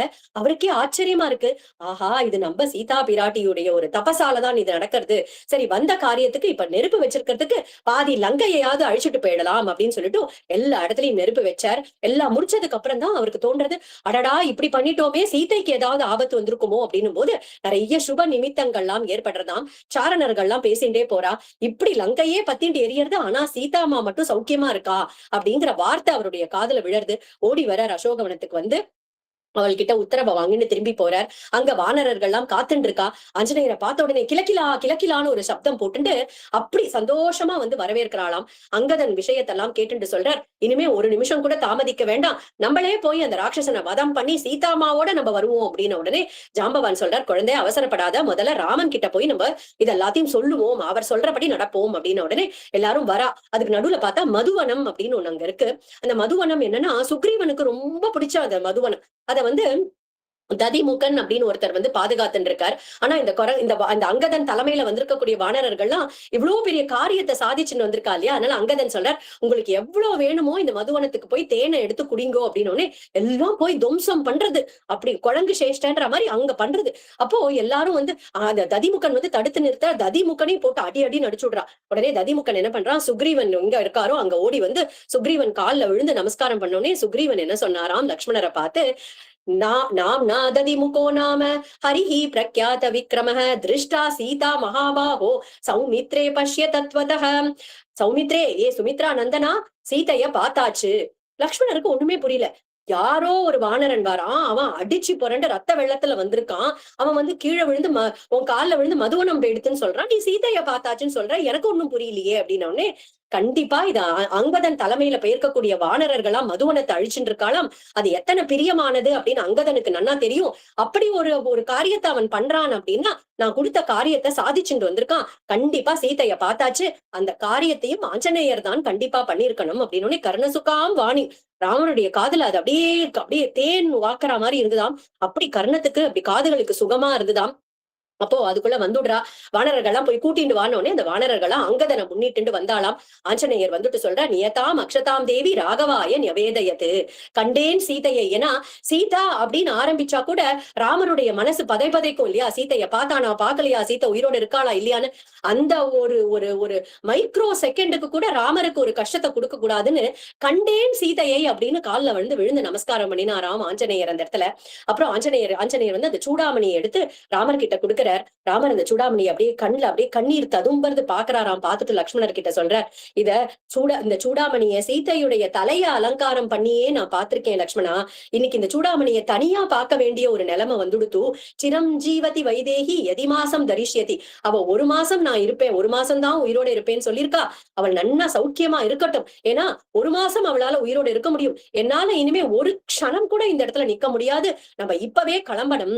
இந்த சூடாமணிய அவள் இல்லாம பாக்குறதுக்கு எனக்கு தாங்கல அப்படின்னு உடனே அனுமான்ஜி அங்க நடந்த விற்த்தாந்தம் எல்லாத்தையும் அந்த இடத்துல சொல்றாராம். உடனே கிளம்பலாம் சீதையக்க பாக்கறதுக்கு அப்படின்னு கிளம்புறாளாம். எல்லாம் கிளம்புறதுக்கு தயாராகிறாளாம். அப்போ ஒரு அழகான ஒரு மங்களாசாசனம் பண்றார் ஆஞ்சநேயர். நிவிருத்த வனவாசம் த்வயா சார்தம் அரிந்தமம் அபிஷிக்தம் அயோத்தியாயாம் க்ஷிப்ரம் திரக்ஷ்யசி ராகவம். நீங்க உடனே ஆசீர்வாதம் பண்றார் ஆஞ்சநேயர் வந்து ராமருக்கு ஆசீர்வாதம் பண்ணி சொல்றாராம், நீங்க சீதைய சீக்கிரமே தேடி மறுபடியும் நீங்க சீதைய சீக்கிரமே அடைய போறேன், அவளையும் கூட்டிண்டு அயோத்திக்கு திரும்பி போய் ராஜ்ய பட்டாபிஷேகம் பண்ணிட்டு ராஜா ராமனா அந்த அயோத்தியில நீங்க சீதாராமனா இருக்க போறேள் அப்படின்னு அங்க ஆசீர்வாதம் பண்றாராம். ரொம்ப சந்தோஷம் ராமருக்கு. அப்போ ஆஞ்சநேயா, நீ இப்பேற்பட்ட ஒரு உபகாரத்தை பண்ணிருக்கே, உனக்கு கொடுக்கறதுக்கு எனக்கு எதுவுமே இல்ல அப்படின்னு ஆலிங்கனம் பண்ணிட்டாராம். அப்படி ஒரு டைட்டா அப்படி ஆலிங்கனம் பண்ணிட்டு இருக்கார். இப்போ ராமருடைய கைப்பிடியில ஆஞ்சநேயரும் திரும்பி ஆலிங்கனம் பண்ணிக்கிறார். ஆஞ்சநேயருடைய கைப்பிடியில வந்துட்டார் இப்ப வந்து ராமச்சந்திர பிரபு. நமக்கெல்லாம் ராமருடைய கிருபை வேணும் அப்படின்னா நம்ம ஆஞ்சநேயர்கிட்டதான் நாமருச்சியை தாருமையா அப்படின்னு இந்த ராம நாமத்துல அந்த பகவன் நாமத்துல ருச்சியை கொடு அப்படின்னு ஆஞ்சநேயர் கிட்ட பிரார்த்திச்சுட்டு என்ன ராமர் கிட்ட கூட்டிட்டு போ அப்படின்னு நம்ம கேட்டுக்கணும். மேலும் மேலும் நமக்கு நாம ருச்சிய ஆஞ்சநேயர் கொடுக்கணும், எப்பவும் ராம கைங்கரியத்திலேயே இருக்கணும்னு பிரார்த்திச்சுட்டு காயேன வாச்சா மனசேந்திரியைர்வா புத்தியாத்மனா வா பிரகிருதே ஸ்வபாவாத் கரோமி யத்யத் சகலம் பரஸ்மை ஸ்ரீமன்னாராயணாயேதி சமர்ப்பயாமி. ஹரே ராம ராம ராம ஹரே ஹரே, ஹரே கிருஷ்ண கிருஷ்ண கிருஷ்ண கிருஷ்ண ஹரே ஹரே. நாளைக்கு ஸ்ரீராம